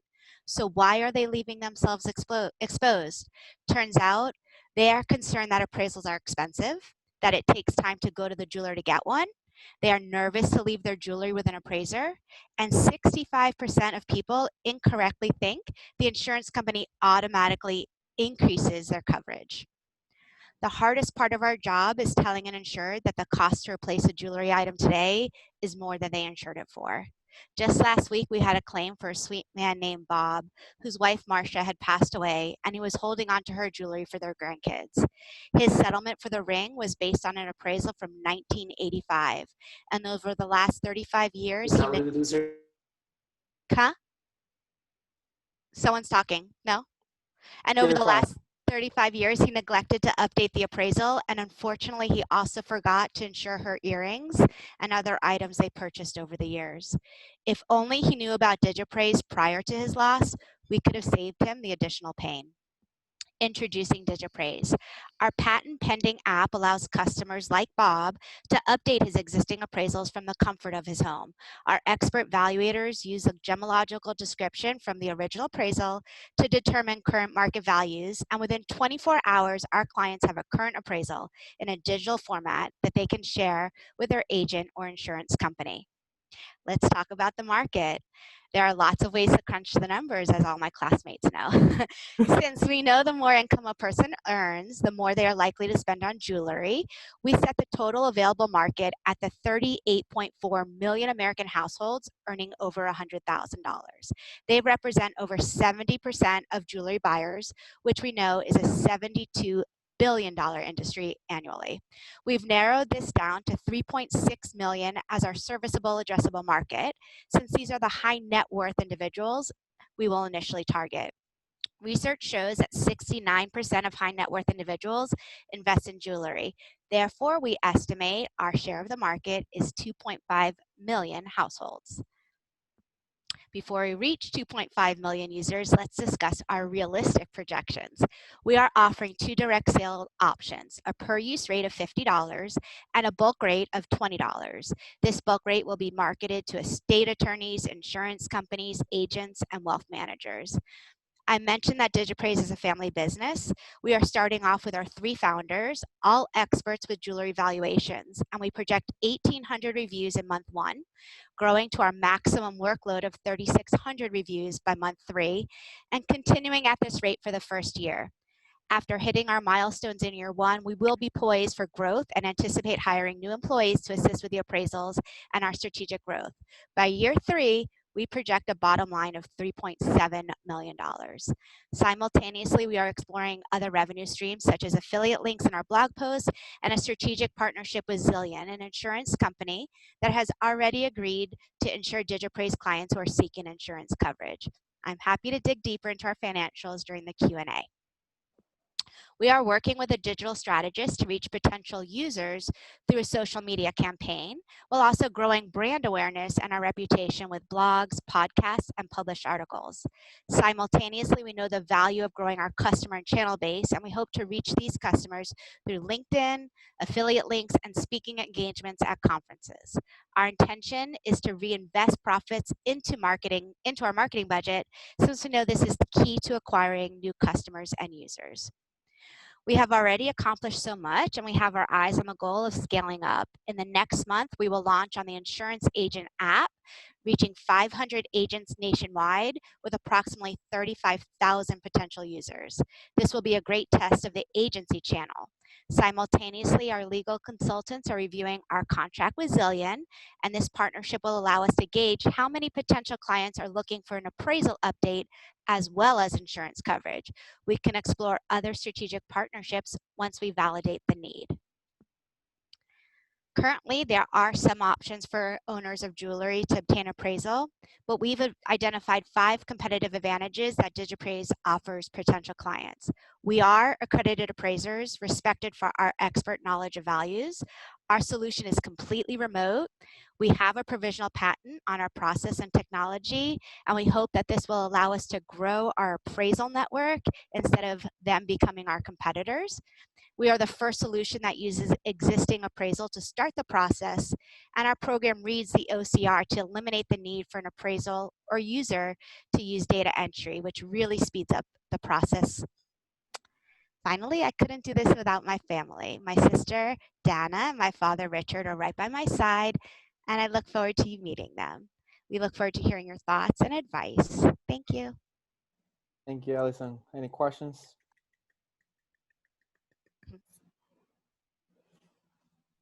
Allison, great presentation. They're all great presentations that I've seen so far, but I just love the flow, and you were very clear. You walked us through all the different questions we would have. Your customer acquisition strategy, so I just want to hone in on that one. You'd mentioned that it's going to be primarily marketing. Could you go back to that slide and maybe mention, do you have a sense of what that's going to take in terms of an investment of resources to get to that target customer goal that you have? So we were quoted from a marketing company. Coincidentally, they did a slam, and they did something with the Idea Center recently. Okay. They had quoted us, that's coincidence, $5,000, $2,500 a month to make their, to handle our account, separate from what we would be actually investing in each of the campaigns. So we set that at an equal $5,000. So in my first year revenue, I just kept reinvesting that in my numbers that I presented and growing it. So putting more money towards pay-per-clicks or putting more money towards lookalike ads. This is new to me. This 10 weeks is all brand new stuff. So, but from my initial exploration, that's what I came up with. Great. And then another follow-up question really quick on the... I lost you. Where's Romy? Oh, can you hear me? I hear you. I don't see you. Okay. Oh, sorry. Okay. Another follow-up question on the patent. What did you file a patent for? What is that patent? So we filed a provisional patent to hold our spot in line. So we have a year to file the full patent. And our patent covers the technology we're using, which when a person takes a picture of their appraisal, our system strips the OCR, so that text field is already prepared for us. We are basing our value update on somebody else's opinion. So our experts are evaluators, and we're not playing the role of a gemologist. We are gemologists, so we know what we're looking for, and we will kick out the poorly written ones and encourage a person to protect themselves and go visit a jeweler, which would be another revenue stream. So our patent covers the OCR. We're also requesting 2 photos. So it covers like the stripping of the metadata to make sure a person's in possession of the piece. We want to make sure there's no fraud. We're not, you're coming to me asking for a new appraisal, and then you're going to put a claim in 2 days later because you don't even have the piece. And now you have like double the value. So we're just protecting the industry with that too. Very clear. Thank you. Great. Ali, wonderful presentation. You were really thorough. If you don't mind, can you go back to the business model? I know that you're offering a discount to people through the affiliate link, but This one? So, the next one. No, go back. When you have, there. Okay. Perfect. Okay. So if you're selling direct to me, I will be purchasing this service for $35. The affiliate link. Yeah, explain that really quick. You're paying, so this is the average of either a bulk client or the user. So you're paying me $50 if you're coming to me, but we're batching out if someone wants to prepay $1,000. Let's say you own an insurance agency and you want to automatically do this for your high net worth clients because there's been friction with you telling them to get the appraisal update. I'll sell that to you for $20, and that's why this is averaging to $35. Got it. Okay. I still have 3 days to apply to Babson, right? Yes. Sunday at midnight. 1 minute. I actually don't have any questions. Thank you. It was a really thorough presentation. I have 2 very quick comments. The first is I thought it was a great call out when towards the end you made this comment about kind of turning your competitors into potential kind of collaborators or clients. And so I thought kind of whatever it is that you can do around doubling down on that seemed like a potential avenue for solidifying your position and your revenue. And the second piece was around the marketing budget. I would expect, especially upfront, to spend a heavier amount on a bunch of these kind of marketing components, in large part because I think you're also trying to do an education element. So there are a lot of people, if your target audience is people who are making, income over 100K, there's a pretty large percentage of those folks, I'm thinking of people who are my friends, who have no idea about insuring their jewelry, wouldn't know where to start, do not identify this as a need. And I'm counting myself in that. I am probably a great target members. There's Christina for you. And so you're going to have to educate them on why this is something that they should do, not just advertise to them about it. So I would imagine spend more money. That was an amazing learning point going through the class and just getting out of the room, because I come from insurance. So all my claims, everyone's already insured. And as I start talking to people and realize how few people actually have insurance, they're like, are you going to offer insurance at the end of this?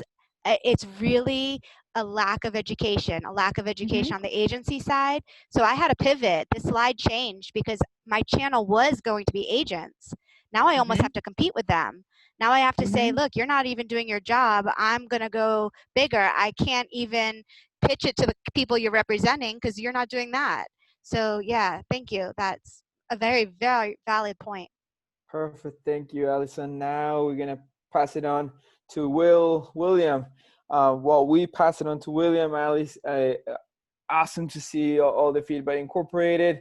I'm glad to see this slide with much more detail, especially. And it's just like finally at the end, everything came through, all the comments that we made throughout all the weeks. So thank you for everything, Gustavo. No problem.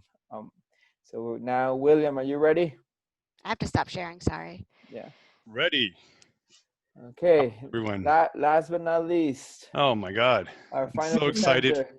So excited for everyone. This is, the pressure to beat these guys is unbelievable. it ain't gonna happen, but I'll try. We're still awake, so you got our attention. Yeah, I kept you waiting. So whenever you're ready. Okay, can you see my screen? Yes. Okay, wonderful. Hi, my name is William Sancho, and my day job is as the Human Resource Administrator and Business Development Director for a major law firm, Whiting Case, a global law firm all over the world. And I'm the founder of realface.com. Our logo is sort of transform your static online photo profile into a dynamic video profile. And imagine a potential employer clicking on your LinkedIn profile picture and watching your video pop up and introduce yourself. This is something as an HR person that would be very useful to me in terms of screening a potential candidate and being able to, learn a little bit more about who I'm looking at. And especially in these days of COVID, it's something that's just even more needed. Turns out that humans love video.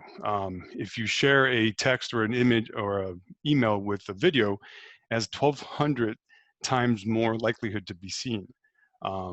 Consumption of video increases every year by 100%, and marketers are turned on to this. 97% increase in purchase intent when they include a video in their ads, and 139% increase in brand association when a video is included. So video is something that's very important. And of course, we're human, and video and what we see is very important to us.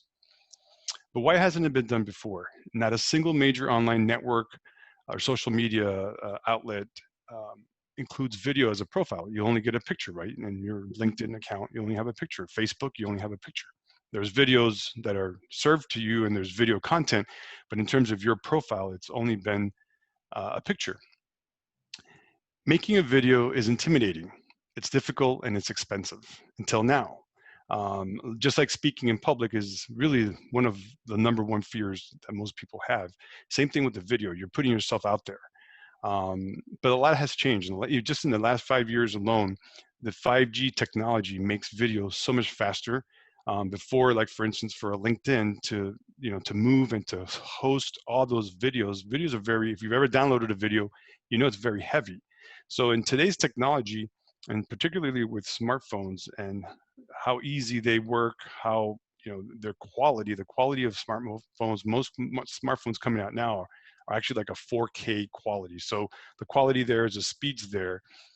We just need to come in there and do our job, which is RealFace. We've created a mobile app that makes it fun and easy. And really the key to doing a video, from everything we've learned and all the research we've done, is to keep it short. Sort of like TikTok. TikToks are like 15-second videos. That's exactly what our concept is. We have a lot of tools like a teleprompter, as you can see here on the screen, and you'll be able to download for free. So all those bells and whistles are there. We even sell a kit in terms of the lighting. But with today's cameras, it's very easy. Audio is the toughest part. But the key is to keep the videos very short, 10 to 15-second segments that we crop together to make a full presentation or a full video profile. Because inside 10 to 15 seconds, it's very difficult to screw anything up, and you can redo it over and over again. And it's just great to make it happen that way. What's our go-to plan in terms of the market? And really, LinkedIn is our go-to plan. I mean, LinkedIn is so huge. It's 645 million members worldwide. They're so big that really we're basing a lot of our model around them. And a little bit about how LinkedIn makes money, because we're attaching ourselves to them. I'll explain that in a minute. Most of how LinkedIn makes money is what they call talent solutions. That means that employers, corporate America, recruiting companies pay them to be able to search and to acquire talent from LinkedIn. How premium subscriptions, and a lot of you, I know I do, I pay $24 a month to have premium subscriptions. That gives you a bunch of bells and whistles that LinkedIn offers. And then marketing solutions is they just have so many eyeballs that they sell ads, right? The way we plan on making money is to connect ourselves and be another bell and whistle to LinkedIn's offering, both on the talent solution side and on the premium subscription side. Our business model is simple. We're going to develop an exclusive relationship with LinkedIn. That's going to be our first goal. We've got some inroads to LinkedIn, but if they say no, we've got other plans with other potential folks like Indeed and some other folks I'll talk about in a minute. But our plan is to revenue share with them. And then of course, our sort of early exit plan is to become an attractive acquisition target for LinkedIn. How we protect ourselves, what makes us special? LinkedIn could do this, and a lot of people can do this with a lot more money than we have in terms of developing a mobile software piece. What we plan to do is kind of like the Facebook model. Facebook started in universities that became very trendy, it exploded, and that's what made it powerful. Because students and graduates and recent graduates, because they are tech savvy and there's a lot of them and they're hungry, that's going to be our target market. We're going to go into universities. We're going to work with career services centers. We're going to work with fraternities and sororities. We've got a whole marketing plan on how to sort of give this buzz and make this take off with college students, because we think that we believe, and we have some research to show that they're going to be great early adopters. And there's a lot of them. It's 46 million worldwide and 14 million in the US. Some of our secondary partners, if the LinkedIn relationship doesn't work, we've got plenty of folks who are chopping at the bit to dethrone LinkedIn, which will be difficult, but these are folks who try. And this is our financial forecasting. In terms of, again, this is a 5% revenue share with some of the premiums that LinkedIn shares. And this is how our money is going to come together here. We're looking for $500,000 for a 5% interest. And this is just sort of breaking up how we're going to spend some of that money. Thank you very much. Thank you, William. Questions? We have a lot. Thank you, William. So great welcome. presentation. First question for you. So your target strategy is to go after LinkedIn, align with them. What's to stop LinkedIn from just having someone on one of their project teams code, develop this, and do this in-house? I imagine that's straightforward. Or is there something proprietary or something that you have developed? Yeah, we're working with a company called Fueled. They're out of New York. They're very, very tech savvy. They do a lot of very cool mobile apps. So yeah, we're going to have we're building a very cool mobile app. Obviously, LinkedIn's got more money than God, right? They can do that. They're owned by Facebook, so they can definitely do that. Our plan is so in a way we're validating something for them that they can steal from us, yes.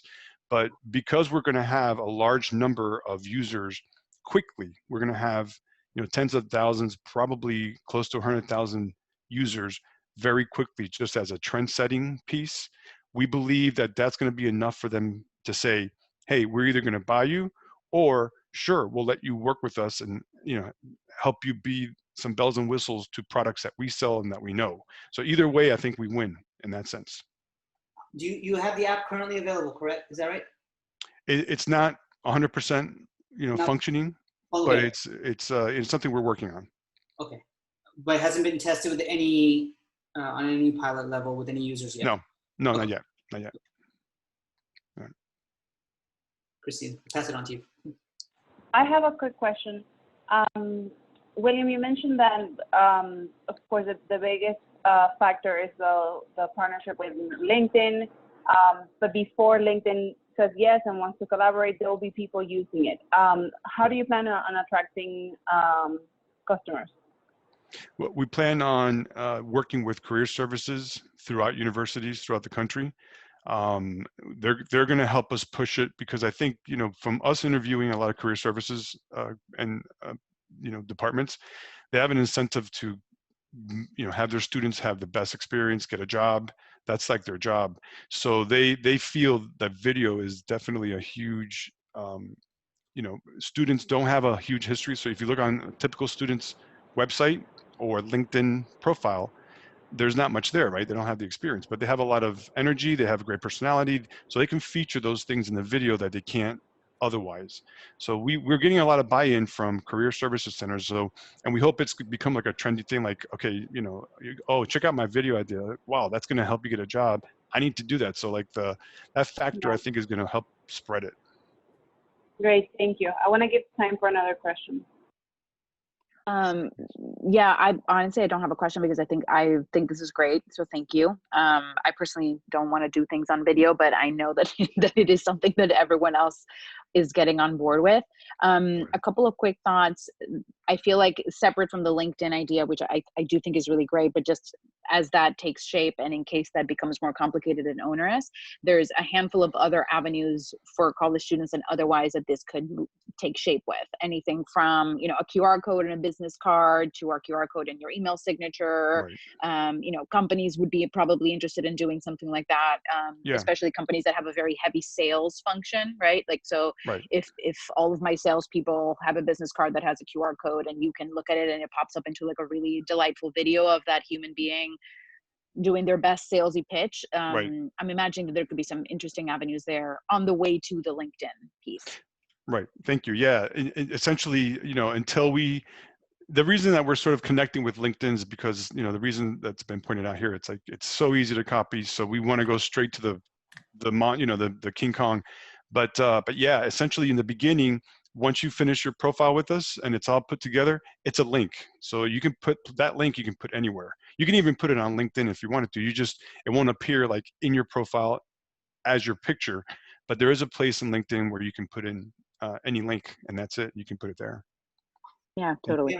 Thank well, you. Well, when you're ready with the prototype, I can introduce you to the director of our MDC Career Studio, and they run workshops on how to create LinkedIn profiles for our students. So you have a very large captive audience at MDC. Just let us know when you're ready. Oh, wonderful. Thank you very much. I appreciate that.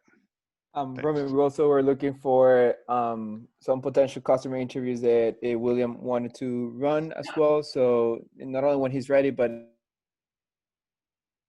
interviews as well with some students. So if we can make that introduction now that he went through the program, it will be ideal as well. Yeah, I'd be happy to with Dana. Yeah. Great, good job. Awesome. Thank you, Thank William. My pleasure. So if you could please stop sharing and we all get into the grid view. Okay. Okay, so you can put on your cameras. Here's my non-beer. Yes. Beer's coming next. Awesome. So big round of applause to all of you. Woohoo, you made it. That's great. You guys made it. Thank you for everyone for being here today. Thank you for the audience for your engagement. Aaron, I know you had many comments on the chat, as well as Lady Emma. Thank you for all the feedback. Before I get into the last part of today's session, I want to give it time to judges today to give any final comments, thoughts, feedback. I'm pretty sure you guys were able to identify trends or to find connections among what they are doing and some people that you might know from the community, just like Romy mentioned, that we could potentially connect William to our department that it's focused on career development. So I'm gonna start with Christina, then I'm gonna pass it on to Romy, and last, Natalia. I'm gonna leave space for you as well to make some comments and give some feedback as well. So Christina. As I mentioned in the chat, congratulations everyone. You did a wonderful set of presentations. You can tell that you worked really hard putting them together, really thinking of how to address your problems, how to communicate your message, and how to showcase your solution the best way. So congratulations. I made some notes. I think I may reach out to people separately with connections and with things that I can suggest. I think the only suggestion that I would have for the group overall, as something to improve, would be perhaps investing a little bit on the design of the slides, maybe getting a template, showing it to friends. That would be, I think, the one message that everyone can benefit from. But very good job in communicating your businesses. Thank you, Christina. Romy. Yeah, just to add to Christina's comments, I think overall you all did very well. Thorough. I can tell you guys have done your market research, and you'll continue to do it. And you're talking to potential customers, current customers, because it reveals itself in the way you presented. For the most part, all of you had a very good flow. We're thorough. Some of you need a little bit more detail, particularly in finance, but that's just the nature of it. And you probably had the slides if we had more time. I think overall, just where you can continue to build upon this is is the best thing. I think they're all very thorough. So I'm very impressed. And where we can be of help at MDC to assist you, let us know, because some of you have, you're on the cup. So I think already Israel was telling me he's already talking to our some of our students in our Business Innovation Technology Center for his initiative. So overall, well done, and a lot of wonderful time and effort put in, I'm sure. Thank you, Romy. Natalia. Yeah, I echo Romy and Christina. I think the presentations were really excellent. I personally really enjoyed these 2 hours, so thank you for making the time fly by. It was truly, truly enjoyable, and I think the work is extremely evident. So I hope all of you are proud of yourselves and of each other as peers. I'll follow up with Gustavo in case there's anything that I can be useful for in terms of connecting any of you. I think I had a couple of ideas, but nothing kind of too dramatic that I haven't already shared. If I can make a constructive comment, I think it would be to underscore what Romy said around the financials. It is the least fun part of evaluating and working through an original idea, but it is the part that, especially in context where you're seeking investment or you're trying to evaluate a more serious sale or a more serious prospect, people ask you a lot of questions around. So really spending as much time as you need on your financial model and the financial breakdown of things, just an overall 2 cents for everyone. But thank you, and really, really good job. Thank you, Natalia, Romy, and Christina for helping and supporting these entrepreneurs that are already in the process of taking this to the market. Count with us for anything that you need. I have office hours available from now on. That's available to you as long as I am at the Idea Center. So make sure you make use of that. And at the same time, this won't be the exception. I'm gonna go one by one. Remember, in one breath, less than 30 seconds or 30 seconds. Any highlights of today's session? So let's start with Israel. Thank you, Gustavo. Thank you to everybody. You know that without your help, we couldn't do it. So you know that I love and I enjoy each of our classes. And thank you for everything that you taught us. You are great, Gustavo. And we'll recommend your program. Thank you, Israel. Any highlights that you have from today's session being able to present? So anything that stuck with you? In my case, I love presenting. By the way, I have been doing this like for 20 years. I prefer in person because it's more, you know, you can see the reactions, you can change the flow, etc. But this is a new reality. This is the new norm, and we have to adapt. Thank you to all the judges for their comments. Rami, let's work together. You know that I'm always open to work with MDC. So, and to the other judges, nice to meet you. Thank you, Israel. Lisa. Oh my gosh, where do I start? It's been quite the 10 weeks. You know, tomorrow's my 40th dating anniversary with my husband. And I could honestly say I think I've gone through most of the emotions I have with him during the last 10 weeks of this class. The financial part, you know, nearly broke me because I just never wrapped my head around so many numbers and that sort of stuff. I just did what I did. So I am so grateful. I feel like I've grown so much. Thank you to the judges. I'm so glad you judged us, but you were kind. You were nice. I was a little concerned how judgy you'd be, but it was so constructive and so helpful. And again, I'm so grateful to everybody who's been a part of the course, and Gustavo. Thank you so much. What a leader! What an instructor! I really appreciate everything. Thank you, Lisa. Terry.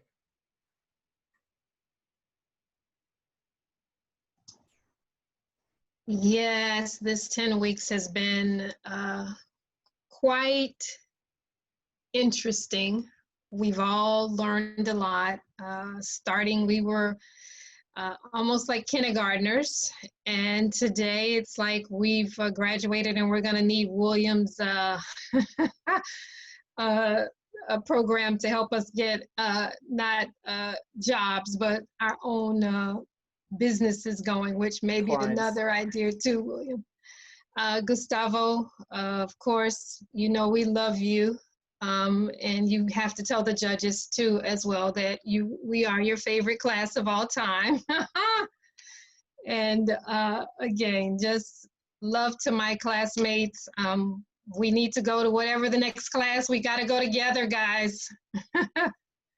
So thanks again. Thanks to everyone. We truly did. I mean, it's really to see us grow from like infancy to now. We've blossomed. So thank you. Thank you, Terry. So much. Elizabeth. Okay, so for me today was great to see, you know, like the final product and all the evolution and all coaching and the collaboration of the team. I think this is the second program that I did here, and I really love this group because all the it was a very rich group in terms of different projects and the collaboration that we have between all of us. So I really appreciate that, and also thanks to the judges for the comments, and also thank you, Gustavo, because one thing that I have learned with you in all these weeks is that you can always improve what you have, and you know, being so critic and pushing us to be critics, I think that is reflected in today's presentation. So thank you for that. Progress before perfection. Thank you, Elizabeth. Ole. Yeah, thank you, everybody. This is a very incredible experience, and I think it's very valuable to have the group like this every week. This group keeps us accountable, makes it a little competition. We all do different projects, but we all pushing ourselves to keep working on it. And we're not just talking ideas; we're actually taking action. And it's great to have this feedback and iterate and make it better and better. Thank you. Awesome. Thank you, Ole. Ali.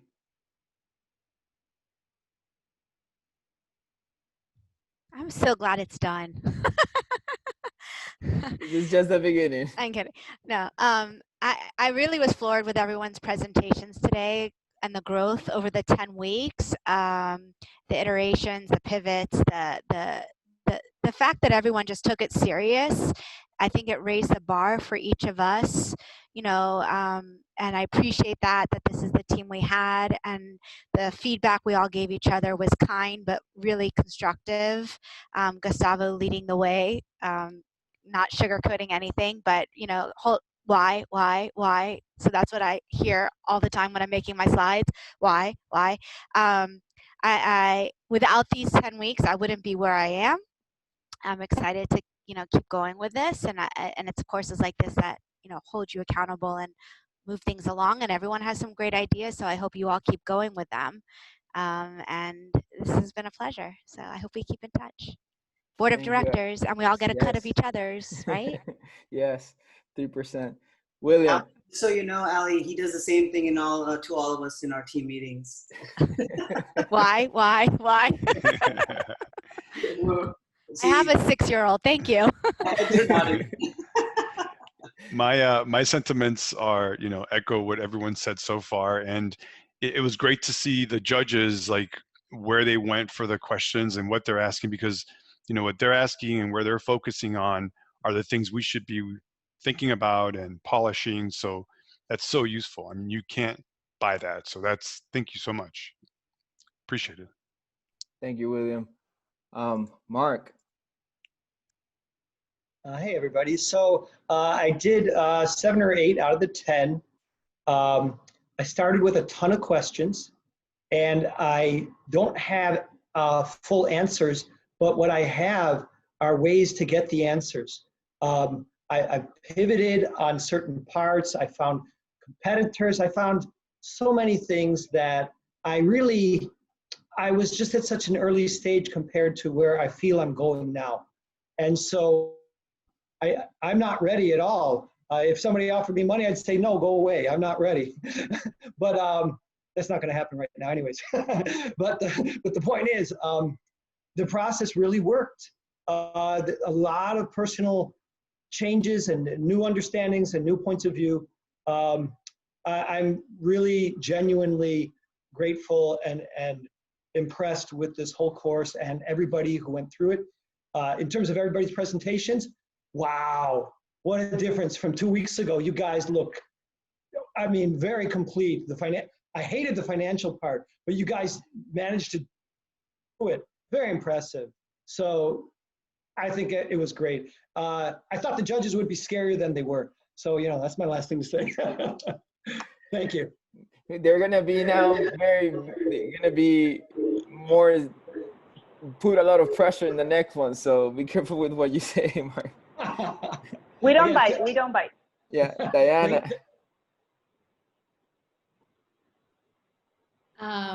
I love Idea Center, period. The accountability that you guys allow us to have for all of us as we juggle our personal and professional lives, allows us to like show up, have a deadline, have supportive people, have questions answered. Both programs that I've been with through you guys are just are a blessing, and my company wouldn't be where it is now without your guidance. So thank you. It's just the beginning, many, many more, and 6 minutes is not enough. I'll say it again. Good to know. Next time I'll give you 5. Shanley. Oh my God. I don't know where to start. I've been here since week 1. I'm here at week 10. The progress I've seen is, I cannot explain. I'm super proud of you guys. Sometimes people say I'm proud of you, but just to say, but in my case, I am super proud of you all. Super great ideas, super great progress. Again, this is not the end, this is the beginning. So I remember, if I'm not wrong, Ali said, I'm glad this is done. It's not, Ali. It's the beginning, but super, super glad. I'm grateful that I was the one to be your host for Venture Cafe Miami. Thank you so, so much for choosing Venture Cafe Miami. Also the audience, thank you so much for choosing this session, because you could choose to be doing something else tonight, but the culture, the group in general, just like a family, and as my colleagues are telling me, you guys are my friends and you guys will always be. Thank you for everything and good luck in the future. She said all the words already, the closing words. Thank you, Venture Cafe. Thank you, Shanley, for being here every Thursday from 5 to 7 and sometimes more. Please, I will communicate it, but also extend our thanks to the Venture Cafe team.